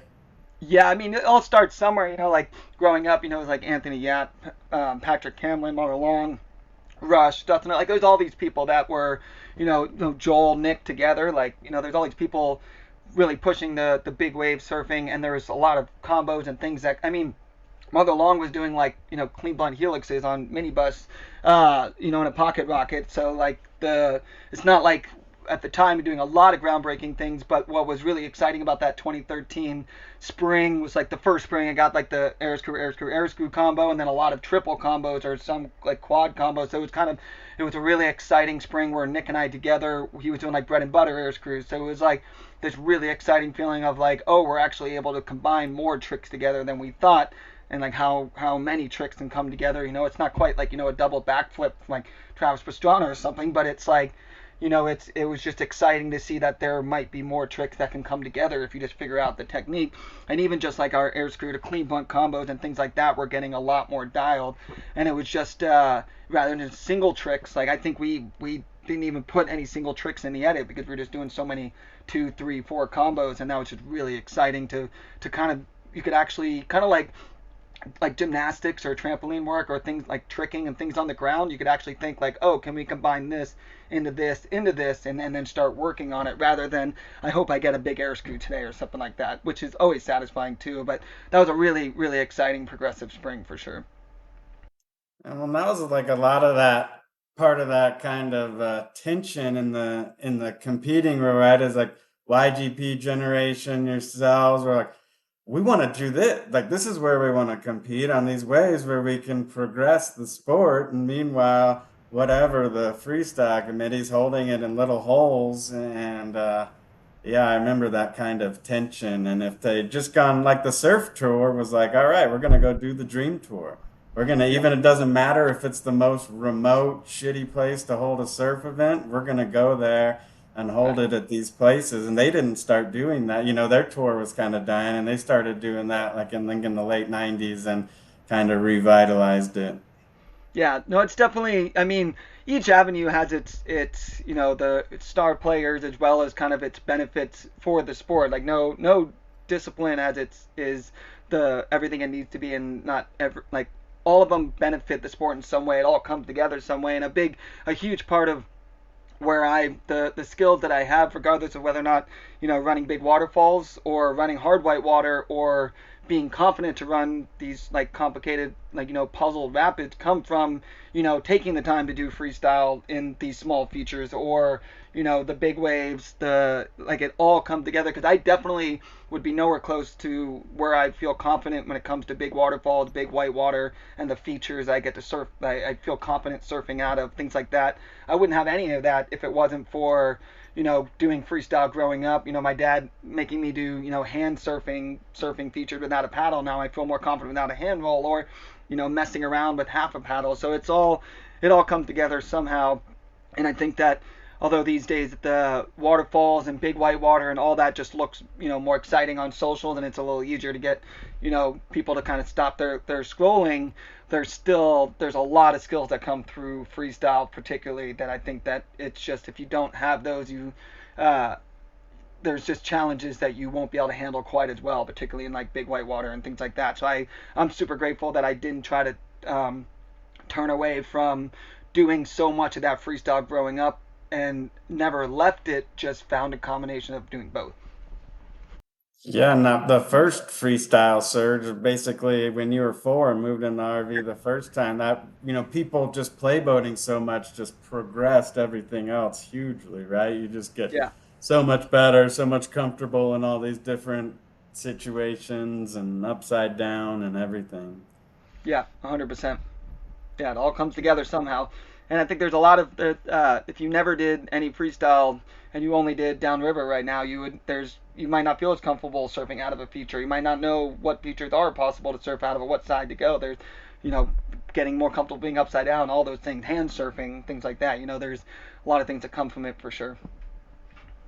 Yeah, yeah. If you're on that Rondu Gorge, you need to be comfortable surfing holes. Yeah, it's actually funny because that's a great example of I've been proven wrong when it comes to what I feel comfortable surfing out of. But the Rondu is a great example of I've pretty much grown up being like because I've spent so much time surfing bigger features. I mean, a good example is like getting used to surfing features with the Keener program on the Ottawa. You drop in without a paddle at a young age, and then you're learning how to be comfortable even without a paddle. The All those skills come together to a point where I've spent enough time putting myself in situations on purpose to get comfortable and learning how to deal with like a scenario like getting stuck in a big feature that I I've been proven wrong, but I'm usually like I feel like there's no feature that I can't surf out of. I always say my rule is if you can breathe, you can figure it out. But if you can't breathe, that's a different scenario. So when it came to driving up, my wife had a good segue point. But so driving up the Rondu Gorge, normally you fly to the top, but it was too cloudy to fly just because they fly lower than the mountains. And we drove up the whole Rondu, so we got to scout most of the rapids on the way up. And the whole way up, I was like, I think I can surf out of that one. I think I can surf out of that one. And I just, the whole time with the crew, I was like, I mean, a few tumbles, you're going to get sent out. But that trip, I was humbled slightly for sure because I didn't get stuck in Malupa, which I was stoked about back before Malupa changed when it was just a huge hole. And I did feel like I would probably only do a few tumbles in that hole and then out. Um, but I ended up getting stuck in the Three Brothers hole, which I had done Malupa that morning. What's funny is that so I did Malupa when as perfect as I could. Didn't get stuck, was fired up. That went perfectly. And then later that day, we were in the Three Brothers Gorge, which has a huge hole in the middle. And unfortunately, I didn't make it right of it. I went into it, lost my paddle right away. And I was like, okay, well, let's try to figure this out and deal with it. But then immediately, I did one tumble, but then I actually got ripped out of my boat. But when I got ripped out, the dry bag got stuck in between my legs. So I was like 3/4 out of the boat, vertical, ragdolling, doing cartwheels, and which was not enjoyable because I was definitely like, oh, this is going to be the first time I break my legs for sure. I was like, this is not ideal. So that was I ended up getting ripped out, but later that trip, I ended up getting stuck in Stewksbury Stout as well, which I wasn't stoked on. I tried to get in control for the 10 seconds or whatever it was, but I just was getting ragged, like tossed around, and I was like, okay, I'm not surfing out of this one. So I ended up swimming. So that was actually my last swim before the swim this spring was that swim in 2019. But yeah, it's definitely there are times I'm proven wrong, but I just find that there's so many times that you could easily surf out of a feature where because of the skills that you learn, like by taking the time to learn them, that just your life is just better if you get out of the feature. Particularly, like I say, if you can breathe, you can probably deal with whatever feature you're dealing with. Whereas I find sometimes I see people swim, and I'm like, you got to surf out this side. Like you just got to practice surfing out because now you're swimming, you don't have a boat, and now people are rescuing you. So that's the main thing is I try not to go into anything that I don't feel like I can try to deal with potentially surfing out of something. I love that drop got named Stewksbury Stout because that run that he and Darren and then McCoy did when that was kind of the OG modern era run, right? And I remember watching it and just like how much survive. I've never seen so much survival surfing in one run. I Yeah. was like, holy Yeah. shit. Yeah, that first, especially those guys were all self-support. When you do it and they have all the weight in their boats, like a 2008 excuse me, like 2008 designs with fully loaded boats in the winter, whatever it was. Like that's a lot different than the boats we get to use now, and the fact that all of our overnight gear is with the Golden Peaks and the people that shuttle us down the river. So it's a different experience for them for sure. Yeah, and then that one drop below there that you ran, I don't know what it's called, with the big wall on the left. That was one of the highlight rapids of the last few years. I feel like the big slidey one, the big wall on the left. I think On the only you Indus, ran it. on the Indus, Yeah. if you're talking about Malupa, the main one, that one was yeah, that thing was stout. It's pretty much just two huge holes back to back. The first one you can kind of try to stay right of, but the second one's river wide. And what's actually funny about Malupa is I was there a little bit lower than the previous trips with like Annual and Benny when they were there for like Scott's project and things like that. Like they were there and they saw the rapid, but they were there at higher water. So I think the window was a little more open for the first feature for sure. But that was one of those rapids that I guess people weren't sure if somebody would run or want to run, just because the hole, it's like that entire power of the Indus. It goes into like basically a pour over. But what's so weird about it is that below it's just dead flat and calm with like the boils kind of coming up. It doesn't look like this big like tossing feature. You get just dead flat boils popping up like 30 feet, 40 feet downstream. And there's actually, I believe, at least one bus in that rapid because that road is so stout. There's at least one bus in there. So there was a lot of people that were like, you could, but it seemed like a bit much. But then I actually, when I got invited on that trip from like Johnny Chase and Evan Moore and Carson and those guys, I actually almost said no because I was like, there's a chance that I might like the idea of Malupa because I had heard stories about it. I almost said no, and I was like, nah, this is too good of a crew. I can't say no to like this. I have to go with these guys, and we'll see what happens. And when I got there, I was like, I felt really confident in it. I felt really good about it, and it went fantastic. And that was, that thing was super stout. I don't know.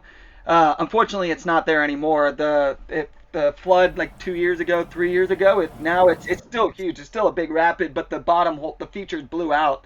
So now that it's more of like a huge peaking wave train, but it does have a really savage like swirly pothole on the left. Like it's still super big, it's super stout, but the bottom hole got completely blown out. So now I think like the last crew that was there did like 8 of them ran it or something like that. There was one guy that wanted to run it twice, but I'm a little sad about it being gone just because I was like I really wanted to see who would maybe be that next person, but yeah, in the end it was a stout one and definitely a highlight of my career for sure. Yeah, those ones change. I mean, that one just looks like it changes every year. Every rock around it is loose. Yeah, But yeah, even yeah, the Stikine, right, with Site Z, the yeah. changing all the time. Yeah, 100%. Yeah, you never even the rivers that you would never think would change. It sometimes it just takes that one flood. Yeah, yeah.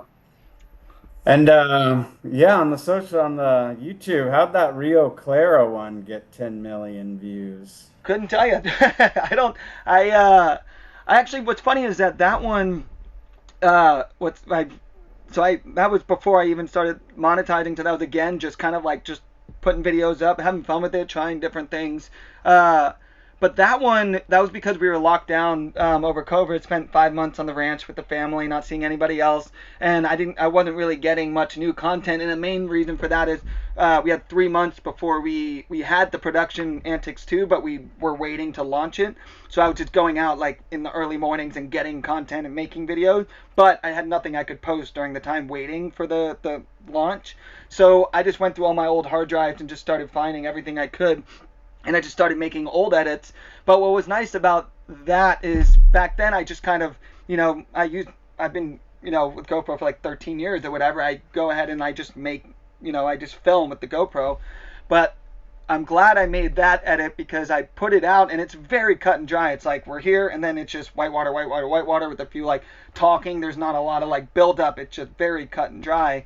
And people seem to really enjoy it. Obviously, the Rio Claro is one of the most mind-blowing places. Like even like Annual's edits, they have like a couple million on each one. It's just a place that people are gonna love to see, regardless if you're a kayaker. But I could tell that people seem to kind of enjoy the cut and dry, more like river noises, no music kind of edit. And so when I saw that kind of going a bit bigger, I was like, do some more of these, and that's very much like the formula that I do on 99% of my videos, and then occasionally we'll go in and make like an edit with music and stuff. But I think a lot of people just like just hearing the river noises and kind of all that stuff. But it's I don't know how it got to 10 million either, but it's not mad about it.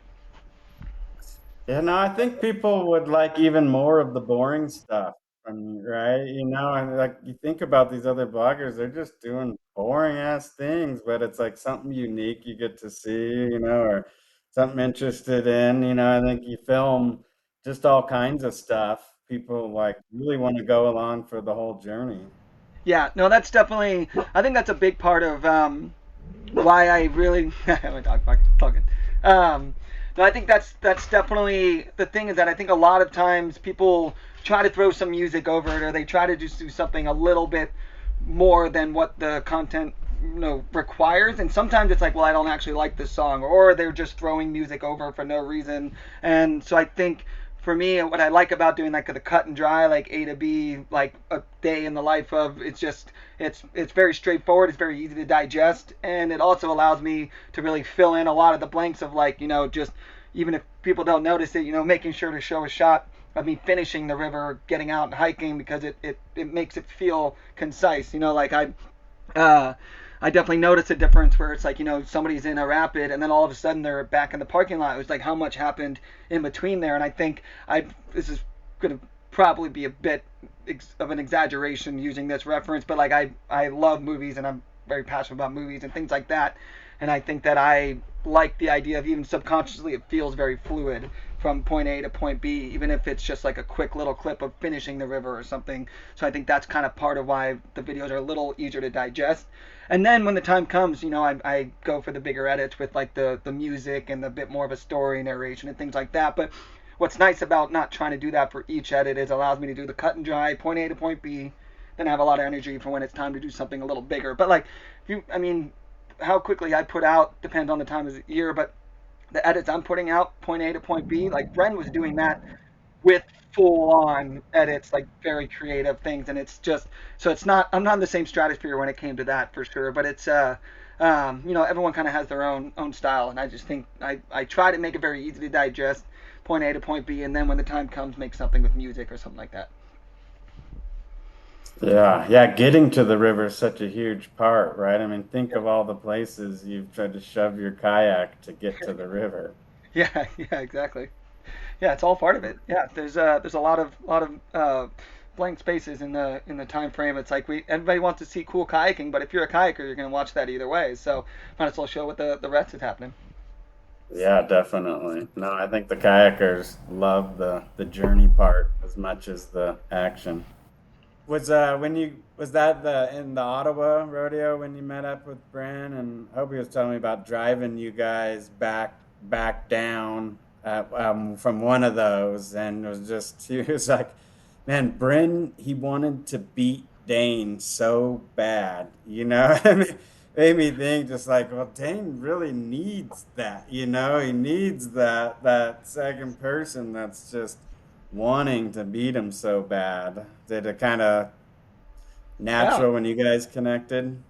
Oh yeah, 100%. I mean, in the end, like you're not there to try to win against people that just don't really care. You want to be surrounded by people that are trying to push you to be better, and do the best you can. If there are people that, and the best thing that can happen is to have somebody better than you when you're there, because that's only going to allow you to try to progress more, and try to learn something new to get that edge.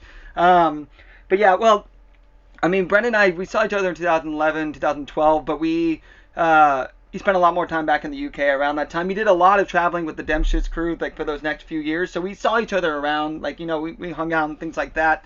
And so like when we saw each other, we would hang out.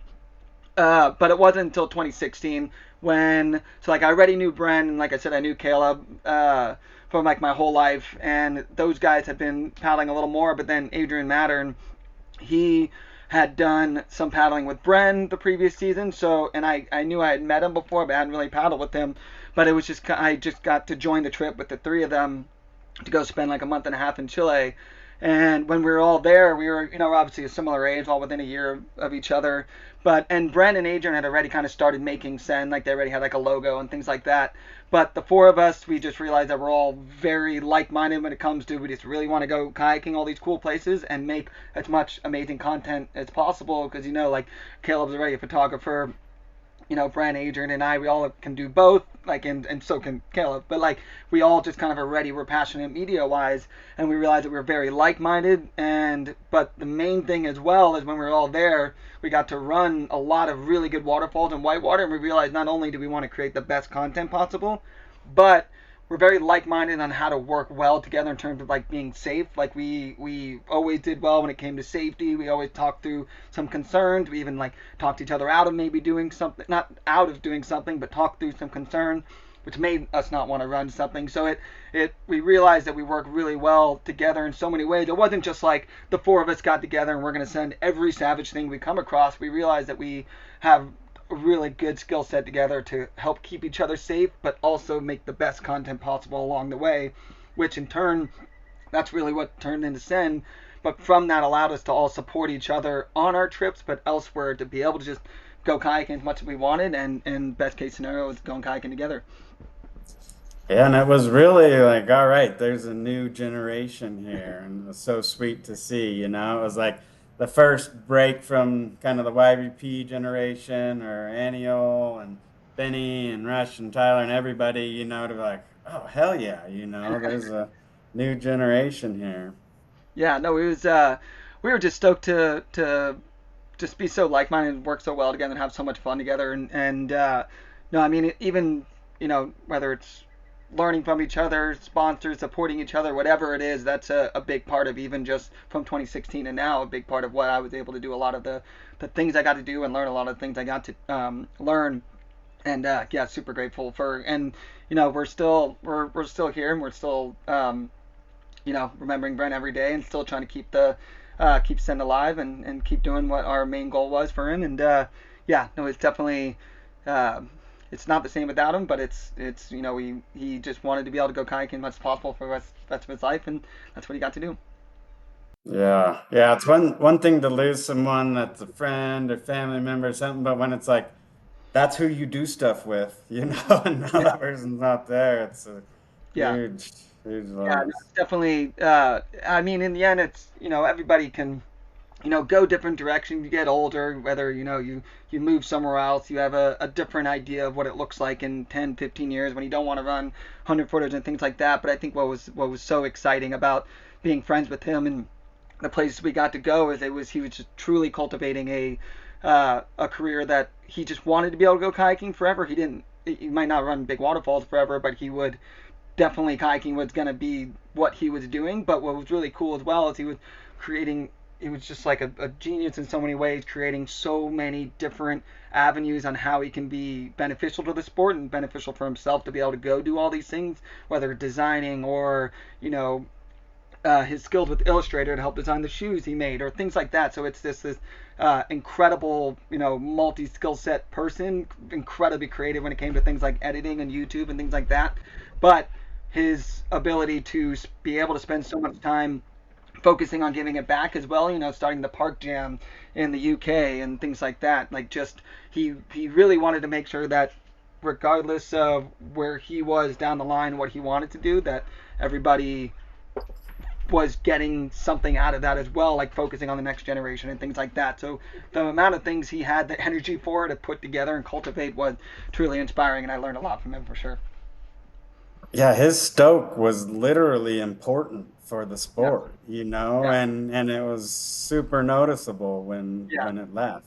When that yeah, stoke and energy left, like it literally took a chunk out of the sport. yeah. No, 100%. And I'm stoked that Adrian tried to he's kind of taken on some of the taking the reins and some of the things that Bren was trying to accomplish. Doing the park jams and things like that. Really carrying over some of the goals that he had. So his impact will still continue forever. So it's yeah, miss him every day. It's definitely, yeah, it's always hard, but in the end, we're just trying to, just keep talking about him, keep him around, and just stoked that there's so much of his impact still is felt every day, and it's that's all I want for as long as possible. And was that Norway trip a pretty early one after Chile? So super sweet footage of Adrian just giving you verbal directions down the Murkdal and the Sogndal. Yeah, that was my first day on the water in Norway. That was our first trip. We did the 2016 Chile trip, and that was the first one that I joined those guys. Caleb unfortunately didn't make it on that trip, so it was just Brent, Adrian, and I.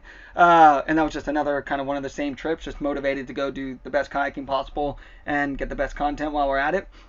And that was my only Norway trip I've done, but it was a long, great month for sure. My first day on the water was high water Murkdal, and they didn't realize how high it was until we were in it. And then halfway through, they were like, "I think this is the highest it's been in there. It's probably been pushed since then." But in the end, like, he was just like, every rapid has a big hole, and be like, start here and trying to get stuck in the hole. I was like, all right. But it was definitely, and in Norway is a different type of kayaking experience for sure, because you're never, like, the way I put it, you're never actually able to see what you're doing until you're at the bottom. You're just white out throughout the entire experience, except for like some of the run.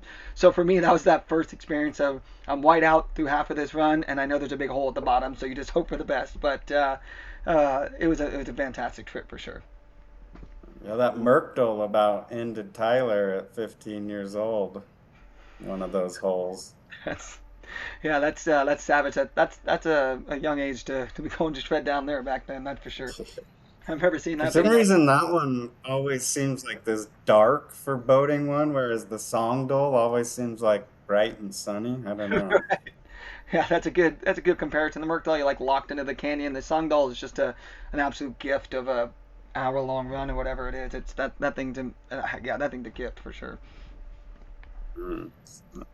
And so, what big trips did you guys do with Sin? So throughout that time frame, we got 2018. We spent, I want to say, we probably spent at least 10 months of the year together. I used to live in a Sprinter van, and I want to say those guys were in the Sprinter in 2018 for at least 5, 6 of the months, and then the other 4 months we were doing elsewhere. But that year is when we got to do, a big, well, actually 2017 spring, we had one of the best springs in the PNW, where we got to run, waterfalls and things like that. But we had like a month of like 5.7 little white, 5.6, and never got below 5.3 for the entire month, which was some of the best shredding that we could possibly do. And then 2018, we spent a little bit more time in the PNW, but then once we were in the Sprinter van, we got to go do Alexandra Falls that year. We got to go spend some more time in BC, North Fork together, Colorado together, Eastern Canada together. So that was those 2 years, particularly 2017, 18. We spent a ton of time together, and that was also at a time frame when we were doing Unleashed. We did 2017 Unleashed in Eastern Canada, which we were trying to bring back to Grand Prix essentially, and then we did a second one in 2018 in Uganda.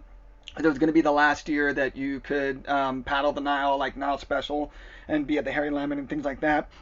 So we did a second Unleash there, and then we were supposed to do another one in 2019, but then unfortunately the Ottawa was flooded, so we had to cancel it. But we were trying to bring back that kind of same the Grand Prix like multi-stage event, and what was really fun about doing that together with all four of us was we all gave each other like strong roles, and it basically came down to like, we each had our own roles, but Caleb Adrian and Bren, we would film everything, and then they would stay up all night that night and put out an edit the next day, which is so much work after everything we're already doing. But it was just fun having that dynamic of being able to take all the things that we felt could be a little different from previous events and try to pull it in and do it our own way.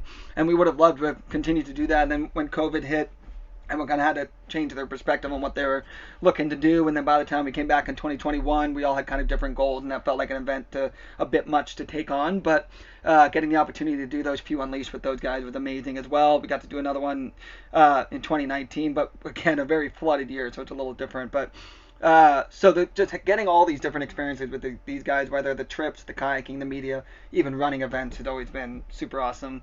And then 2019, obviously COVID, the hard part for sure was just, not getting to go travel with those guys anywhere. We started off in Indonesia, started 2020, right when COVID was about to hit, but we had a month of pretty much no good water levels. It was just the three of us, and we were supposed to be there for 2 months, and then we just didn't get right water levels or access to anything, so we ended up cutting it short, and that went straight into COVID lockdown. So we had a bit of a gap season there, but there's still all those in between times. We've been to so many places all over the world. I think it was, I don't know, can't even name how many countries we've been together for sure.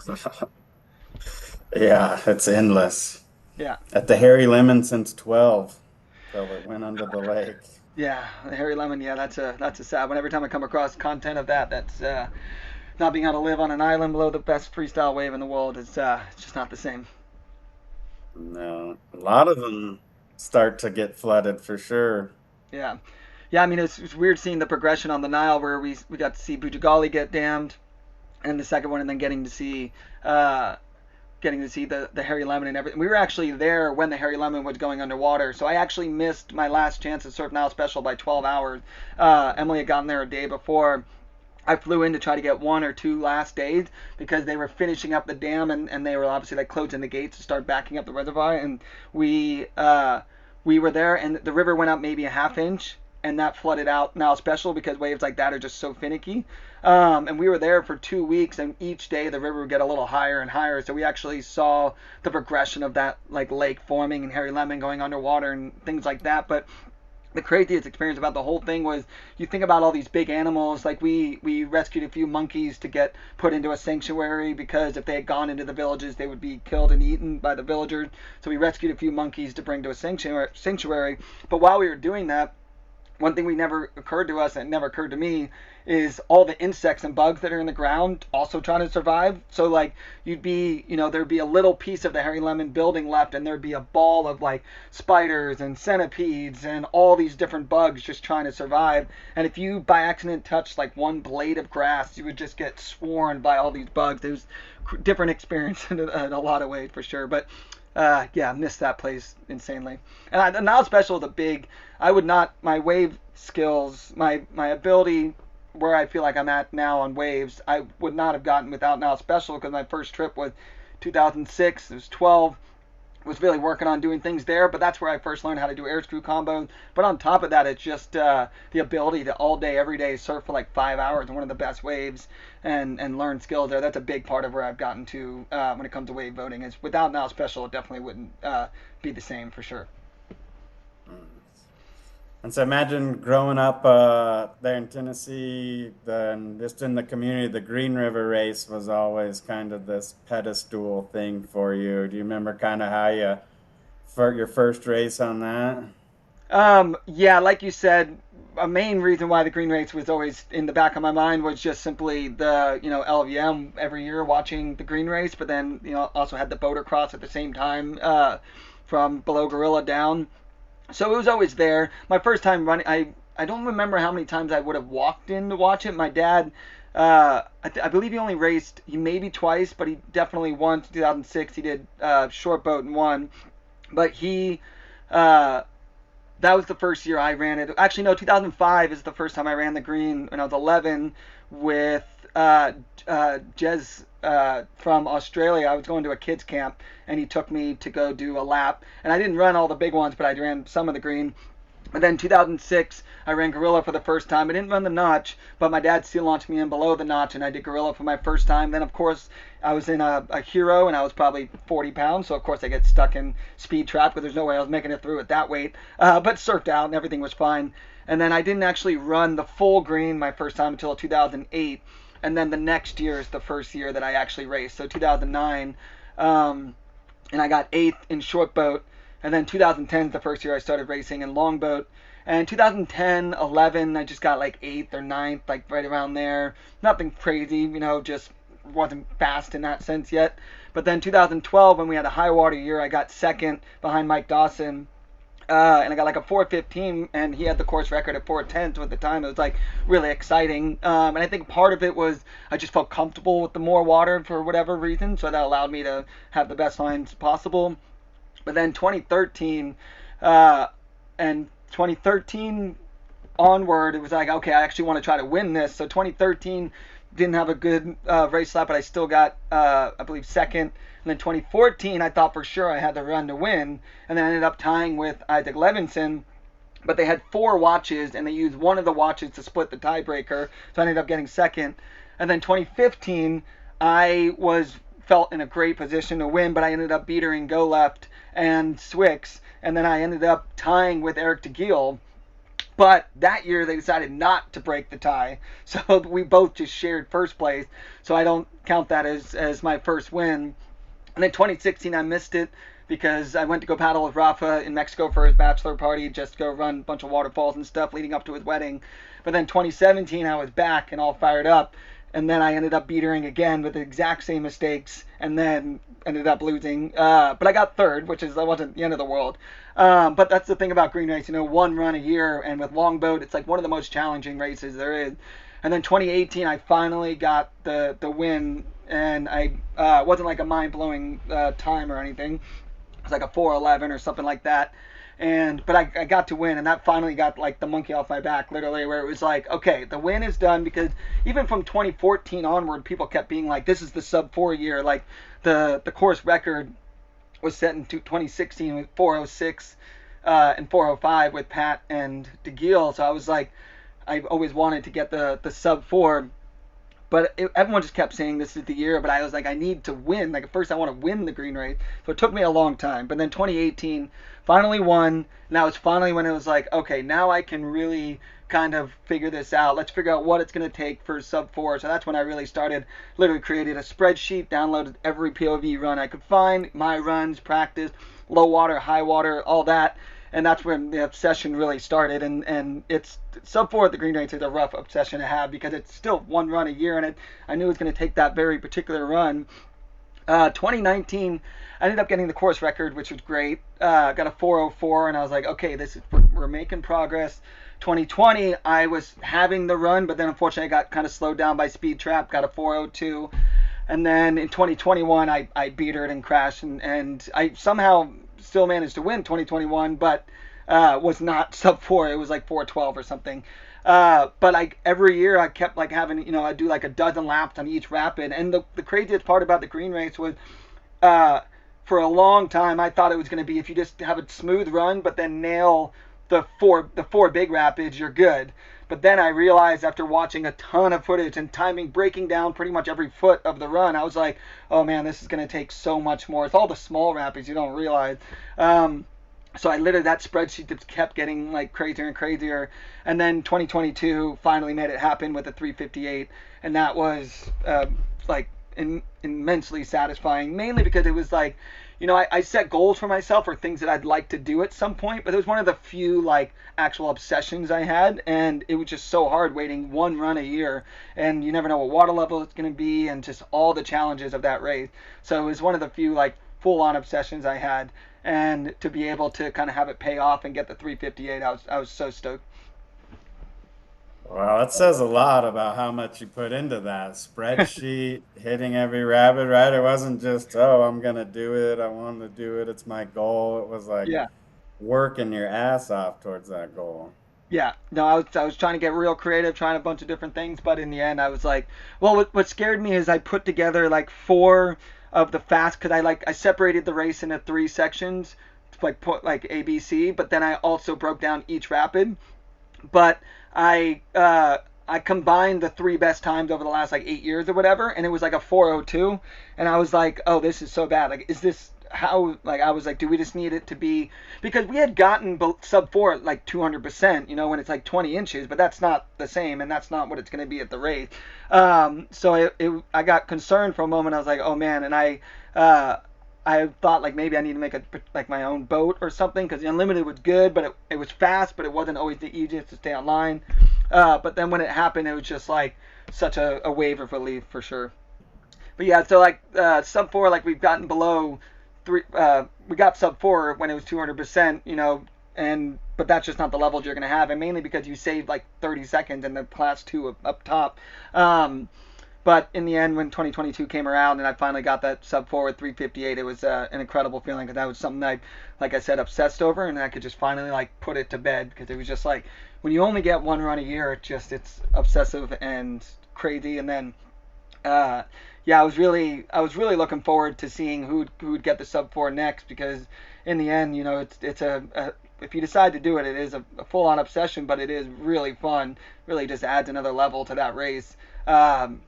And I know like Zach Munn was super fired up on trying to maybe take that direction. I know Kalen was fired up at some point, Isaac Hull, but it's yeah, unfortunately, no, not that course anymore. But I was really looking forward, kind of like Malupa. I was like looking forward to seeing who would get it next, but short-lived in that sense, I guess. I guess it'll be forever. You'll be the only one with the sub four now. Yeah, somebody made a joke that online that was like after Helene hit and the green was changed, they were like, Dane got the sub four, and the universe felt like it needed to reset the course. Nice. Nice. So, look like recently you're still getting out there on all kinds of stuff. You and the Voorhees have been paddling quite a bit together, huh? You just did the two Stikine laps in one day. And a shout out to, was it Anio and Benny who first did Yeah, that? yeah, they were the first ones to do that, and it just looked like I didn't even get to the Stikine for my first time until 2022. For just excuses, but in the end, I just knew it was somewhere I would end up eventually. But in 2022, to get the opportunity to finally check it out, I was super stoked. And what's actually kind of funny is like I've gone to the Zambezi my whole life, especially in 2018. Brendan and I started going back to the Zambezi and making that kind of our winter go-to. So I enjoyed that type of big water, but when it comes to actual just like really scary big water with a ton of consequence, I don't actually love that much. I love the challenge of it, but it's not something I want to go do every day. So the Stikine kind of intimidated me in some ways for sure, because I was like, are you not just kind of scared throughout the day, like all day? And then Tad and Alec, and they were just like, no, it's just awesome. And I was like, okay. So I got to go in 2022, and I was good. It's truly one of the best rivers, and you have to be careful out there. And you're still isolated, and there's still some challenging rapids. But in the end, I find it to be just incredibly joyful, big water throughout the whole day. And then after the, obviously seeing Benny and Annual do the two laps in one day, I wanted to do that once I got the experience of getting to see the Stikine. So knowing that Alec was fired up to try to do it last year was, you have to have the right partner if somebody wants to do that, because it was a long day. Like you're already pretty beat after the first lap. You're starting at 3:30, whatever it is, and doing the first rapids in the dark. But there's a 2.5 hour paddle out, and that you feel that for sure.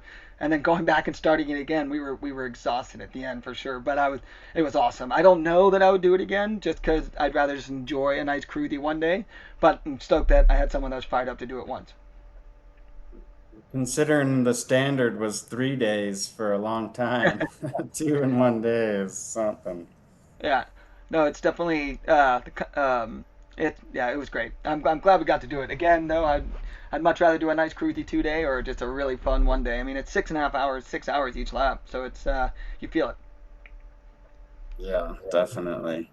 It seems like you've taken a little influence on the YouTube channel from the JOB guys and Nathan Florence. It's so funny when you watch theirs, right? Their titles are always like "caught inside at pipeline" in all caps or Yeah, something, yeah, But then it's just raw footage of the whole day. yeah. No, I definitely. I mean, both of those guys, I love what the channels do, and I actually got to hang out at JLP's house one time in at Pipeline, and his what he's done for himself, like surfing's a big sport, obviously, but the kind of see the level, like how big they've made the channels, but on top of that, just created like this awesome, structure and very watchable content. But I really like the kind of difference between the two, because they both have very different styles. But like JLB's style of like riding the surfboards down the drainage and stuff, it's just awesome to watch. Or just surfing the Subzilla down the hole, in Pipeline and things like that stuff's wild. And then I think I really like what Nathan does as well, because he does a lot of that, but then he puts out so much just kind of raw content that you get a much more kind of insight into kind of what it actually looks like. Because you see them get the barrels, but you also see 60 people waiting for that one wave. You're like, how do they actually wait for, like, how do you know? Like, I mean, I've surfed in the ocean a bit, so I have a general sense, but not 60 people at Pipeline.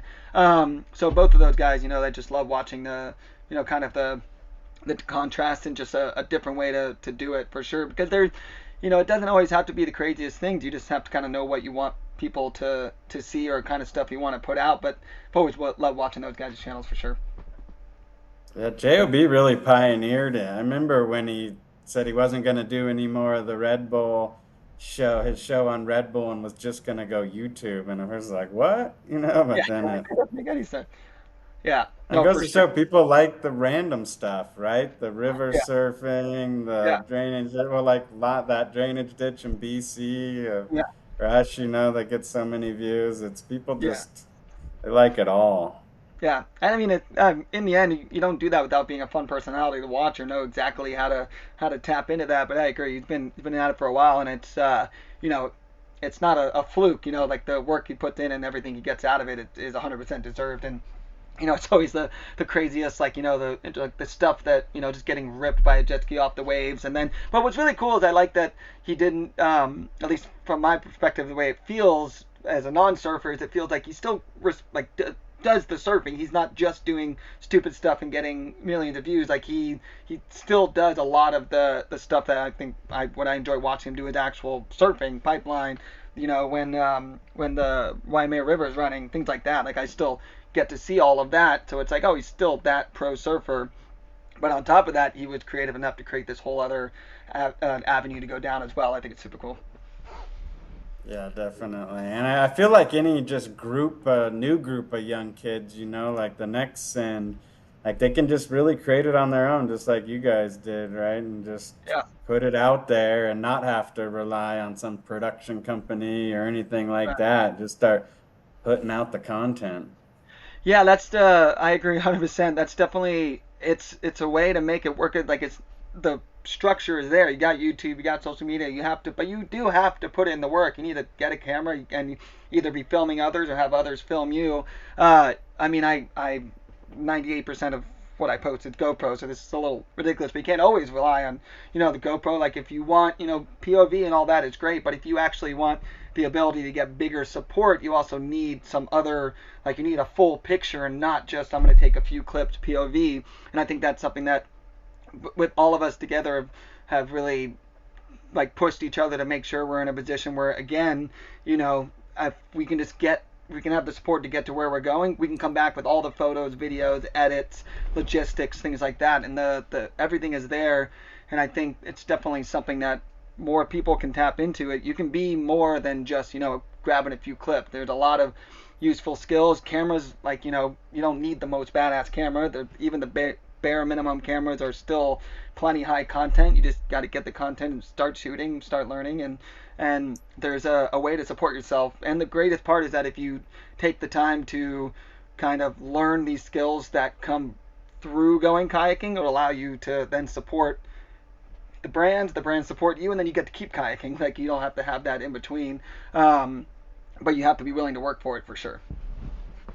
Yeah, and surfing has these sort of exotic locations, but it's sort of just these beaches and these spots where kayaking has a whole nother level of these exotic places you're going, right? It has a whole another Yeah, world of content, for people beyond the surf that those guys aren't even go, they are going really cool like stuff, but it's not like these cultures you see kayaking, right? I mean, all these different countries and all these just out of the way places, way up in the mountains that you're going, and way out of the way for the river. yeah. No, it's definitely the places kayaking pulls you, like allows you to go. Like half of the experience is being around the river, whether it's driving through even the road up the Indus, or you're driving through villages in China or wherever your experience is. Like no places are really the same. Like in being in Pakistan or something like that, very different than being in India and things like that. So it's a very and Mexico and anywhere you go either has its very unique style of kayaking, or the experience around it will be very different and kind of have your own experience. And that's just such an exciting, fun part about it. And if you want, you can kind of bring that back to show people or just experience for yourself. Neither is perfect, just a matter of what you want out of it. But that is definitely one of the most fun parts. Is nowhere ever really feels the same. Each river is different. Each style is different. Your experience that day can be very different depending on water level. But also the culture you get to experience is always one of my favorite parts for sure. And so, have you and Adrian still been doing some trips together? Say that again. Have you and Adrian been doing some trips together? Yeah, we still a lot of the times our schedules kind of line up a little differently these days. He is going like he puts about 50 million things into his schedule throughout the years, so sometimes it can be a little tricky to get our schedules lined up. But The last trip we got to do together was all three of us got to go to Madagascar in March, which was a super fun trip. Got to do about like 220 kilometers of the Akopa River, which down to the Young Gun section that those guys did for the first time back in the day. And then we have like mixed data on like what parts of the Akopa had been done and like what was the first ascent and what wasn't. But it was 220 kilometers of lots of flat water, croc chases, and got flash flooded, big waters, a super incredible trip. And I'm actually trying to wrap up. It's been 5 months. I know I procrastinated hard, but I'm still trying to wrap up the full send edit from that, and hopefully that'll be done in the next few weeks. So trying to get that done. But it was a super fun trip, super amazing time. Yeah, that looked incredible. Yeah, I remember Matt Wilson and maybe some of the Team Beer. It might have been before Team Beer, but they ran something over there on the yeah. Akopa. Yeah, there's definitely. We know that they went in. We started a little ways out of Antananarivo and then did 220 kilometers down to where the Young Gun section was, but we knew that they had gone in from a tributary into the Akopa a little bit upstream of Antananarivo where Young Gun section starts. So we know that there's definitely parts that we definitely did not first see, and maybe none of it. We've been trying to get all the information, but regardless, it was a really fun long week of just African heat, flat water, big water. We had the portage a lot more than we would have liked. But it's still I've got some great white water as well. And then we definitely the first time we saw crocs, we were definitely not super stoked because we were under the impression on that section there weren't any crocs, and that was all the beta that we had. And I personally do not like going in rivers that have crocs. I'm just like, that's their zone, that's their place. No whitewater for me is worth it if there's some form of massive croc or hippos or things like that. So when we saw the crocs for the first time, the end of the second day, it was like, oh, so we saw like 6 in like 5-10 minutes, and some of them were huge, like flying with the drone. It was like, oh man. But we only ended up seeing 14 over the 220 kilometers. We got chased like 4 or 5 times by definitely a couple big ones, but all worked out. But it was not enjoyable. That first chase was definitely not the experience that I wanted. We were coming around a long bush, and I look over, and you get to see like on the bow of a ship, just the wake coming off of this huge head and just coming right for you. That was not a fun experience that first time, and it never was fun, but we got a little bit more comfortable after that one because that was a huge one, but we knew that we could outrun it. I mean, I'm sure if it chose not to have us outrun them, maybe they would have gone faster, but I know they're more like, strike animals, but it chased us for like 30-40 seconds. It was huge. And then after that, we got a little bit more comfortable because if we saw one coming, we knew we could sprint. But that's why that's where that race training comes in handy for sure. Yeah. How was that Gabon trip that you did with Adrian and Olaf and all them? Met some wildlife on that one? Luckily, there was no wildlife on that one. We did Gabon in start of 2023, and that started 2024. We did that trip, and Olaf had been there before. He had done a trip, and there was one other crew that had been there, but it's really only 4 rapids, but each rapid is like, the first one is like 2 kilometers wide with like 2 dozen channels. And so Olaf and Adrian have been putting that trip together for a couple years. And like I said, I refuse to go somewhere that has like aggressive wildlife. I'm like, no river to me is worth it. Like, I don't need to go do Murchison or something like that. It's just that's their zone, and nothing is worth it for me when it comes to that level of wildlife. And I knew this river was I don't know, 160 kilometers is the section we were covering. 4 rapids, and I knew the rest of the time was going to be basically flat water. I was like, there's no way there's not wildlife. Are you sure? And I took like months and months of being like, are you sure? And they're like, no, it's fine. I'm like, okay. I was definitely pretty stressed about it, though. I was not looking forward to it in that sense. But luckily, we didn't see any wildlife. That zone, the only thing we saw was wild elephants. But the funny part is that we spent the first 4 days at the first rapid, and we were just exploring all the channels there with drones and hiking through the jungle and stuff. And then the night we were going to leave and go into the area where we're completely cut off, we had like an hour and a half briefing from one of the caretakers at the park. and he was explaining all the things to do when dealing with dangerous animals. So we learned about like all the snake. There's like a two-step snake or whatever it was, like the snakes that are savage. But then there was also like, this is what you do if a gorilla charges you, if you start playing with your hand, like all the safety techniques. And this is what you do if an elephant charges you. Yeah. And it's like, okay, hippo, crocs, you might see some downstream. And I was like, I had half a mind to go back upstream, but then I spoke to the guy that was helping with the trip, and he was just like, no, you'll be extremely lucky if you even see any of this stuff. Like, it wouldn't be like a danger, but I was like, this is so stressful. But luckily, all we saw was some wild elephants, which is cool to see, and then didn't run into anything in the river for sure, but only saw one snake. But yeah, it was an amazing trip. It was such a good 11 days on the water, self-support, just getting a good time with such a great crew, and getting to, and what's so great about that was our last trip together with the four of us, and it's just so grateful that the last trip that we had together was so well documented. And then it was a Red Bull Adventure film from David Arnaud, and he did an amazing job of kind of encapsulating the vibe, the way we are together. So I'm so grateful that was captured so well and then put out in a way that it was like, really got to see what it's like with the four of us, and that's just so well documented, because that was our last trip. Yeah, David Arnaud did such a good job with that. That was a beautiful film. Yeah. He's an OG of the Yeah. kayak world. Yeah, for sure.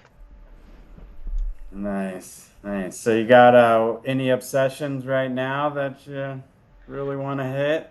Hard to say. In a pretty good spot. I got it was nice to get the fifth world championships, to finally overtake my dad with the fourth. It wasn't something that I would say I was obsessing over, but something, it was a fun feeling to get the fifth world championships end of 2023. Got the sub 4. I've gotten the back freewheel some bigger drops that I've wanted to do. The Scotch drop was I would say one of the more recent, definitely, like, obsessions, because that was something, once I kind of got the idea. I mean, when you look at it, once the Cobra flip started to be more, standard, when you look at it, you're like, that is a Cobra flip drop. If that was a 20-footer anywhere else, it would be like the greatest drop ever. But obviously it goes into the Savage second one. So that was definitely, the Royal Gorge Downriver Freestyle was an obsession for a year or two, because I would watch so much footage, and I had like all these like plans, but also concerns, like how well it would actually work, and what would happen if it went wrong, and like what if I ejected, like a lot of concerns for sure. But that was definitely the biggest obsession previously, for sure, or recently I should say. So I was stoked that went as well as it did, just because I thought it was going to be too low when we went in, so I wasn't even sure if that would be the downriver freestyle trip on the Royal. But then when I got there, I was just like, I can't wait one more year of obsessing, and this has to happen now, and I felt really good about it. And you did the Royal Flush along with it? Yeah.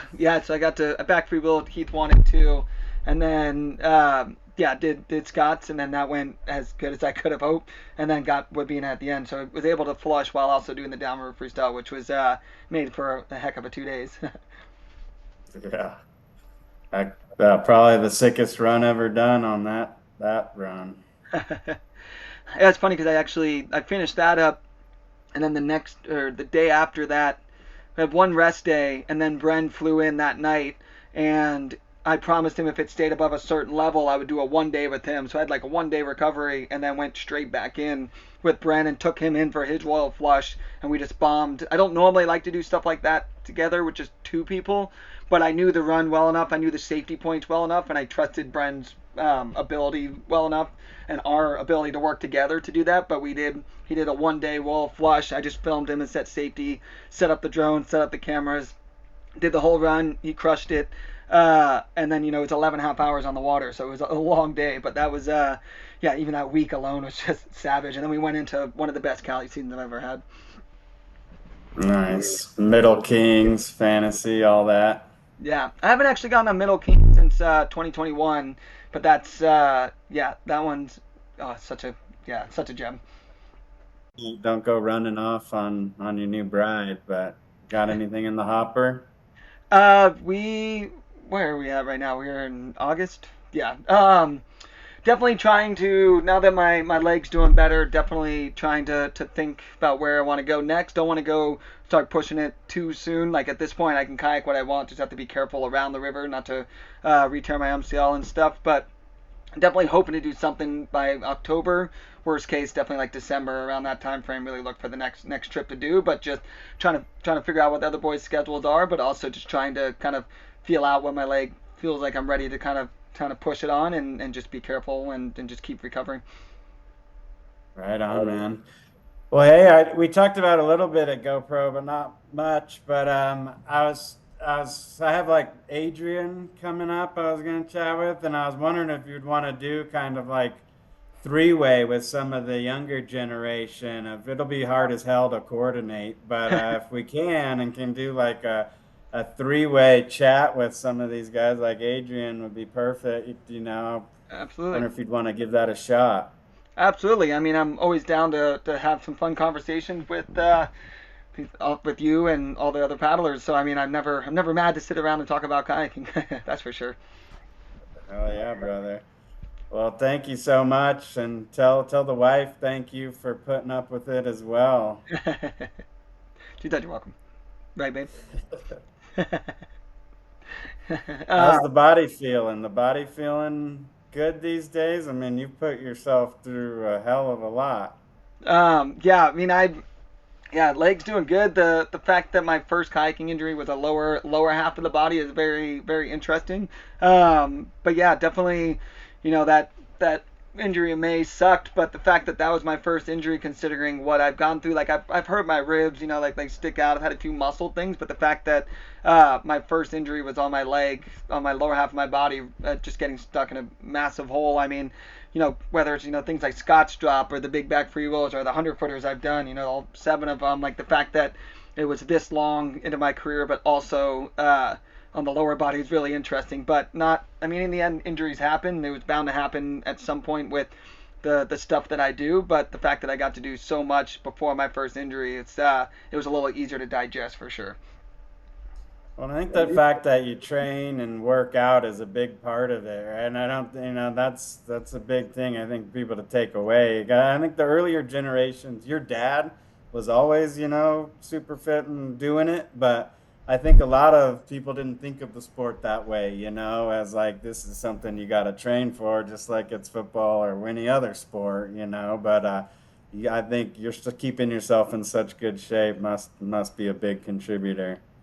I mean, the funny thing about that is my dad's more fit in the gym 10 times more than I am. Like I really just, my main way of trying to stay in shape is just go kayaking as much as possible. If there's a period where like I know I'm in Tennessee and I'm there's no water, I'll go to the gym and things like that. But for me, I just try to paddle as much as possible, and even if it's joy laps on the Ottawa, to be out on the water for a few hours, for me that's the way to keep the body in shape, because I'm using it doing the sport that I'm trying to stay in shape for. And then if there's times I need to push it a little further, and I know I'm going to be out the water for a little bit, I'll go into the gym. But my dad and those guys are much more, and Adrian even is like next level when it comes to that. And I know there'll be a period of time where I'll need to do that even more.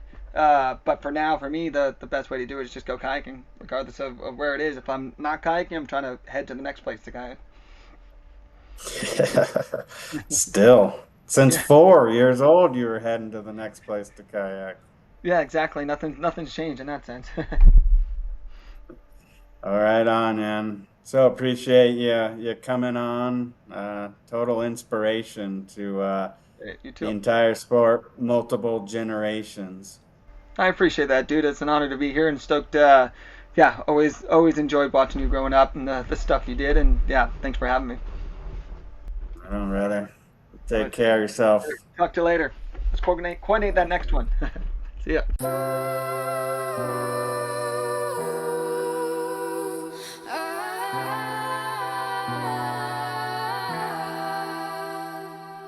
If I died today, I'd be thankful with how I live life. It's not about the years, it's the experience that's inside.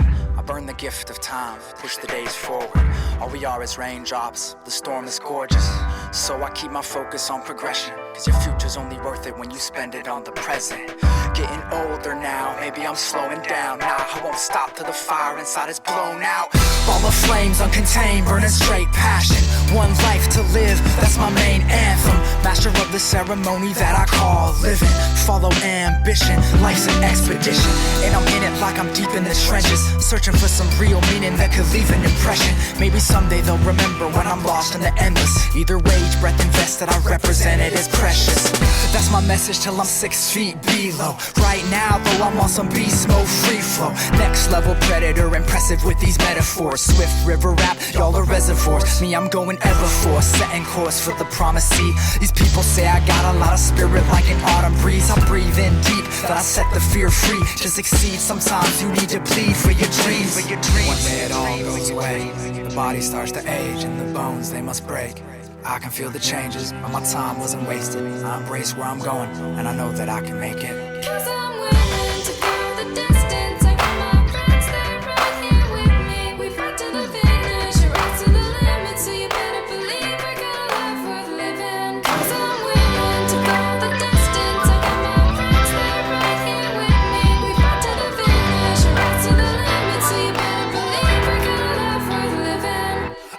But still I'm killing it and getting all I came for. Devastate your nature like the motherfucking rainforest. Stage of purpose, I'm not nervous, I've been blessed with courage. Learn this name, Rush Sturgis. Fire in my furnace, lighting up these verses. Inspired little earthling, never 9 to 5, but I be working. And I'm certain that my hustle is vital, even though at times I'm stuck up in this fight for survival. Up on some do-or-die committed risks, primitive river kid. Live in the sticks, so I represent my wilderness.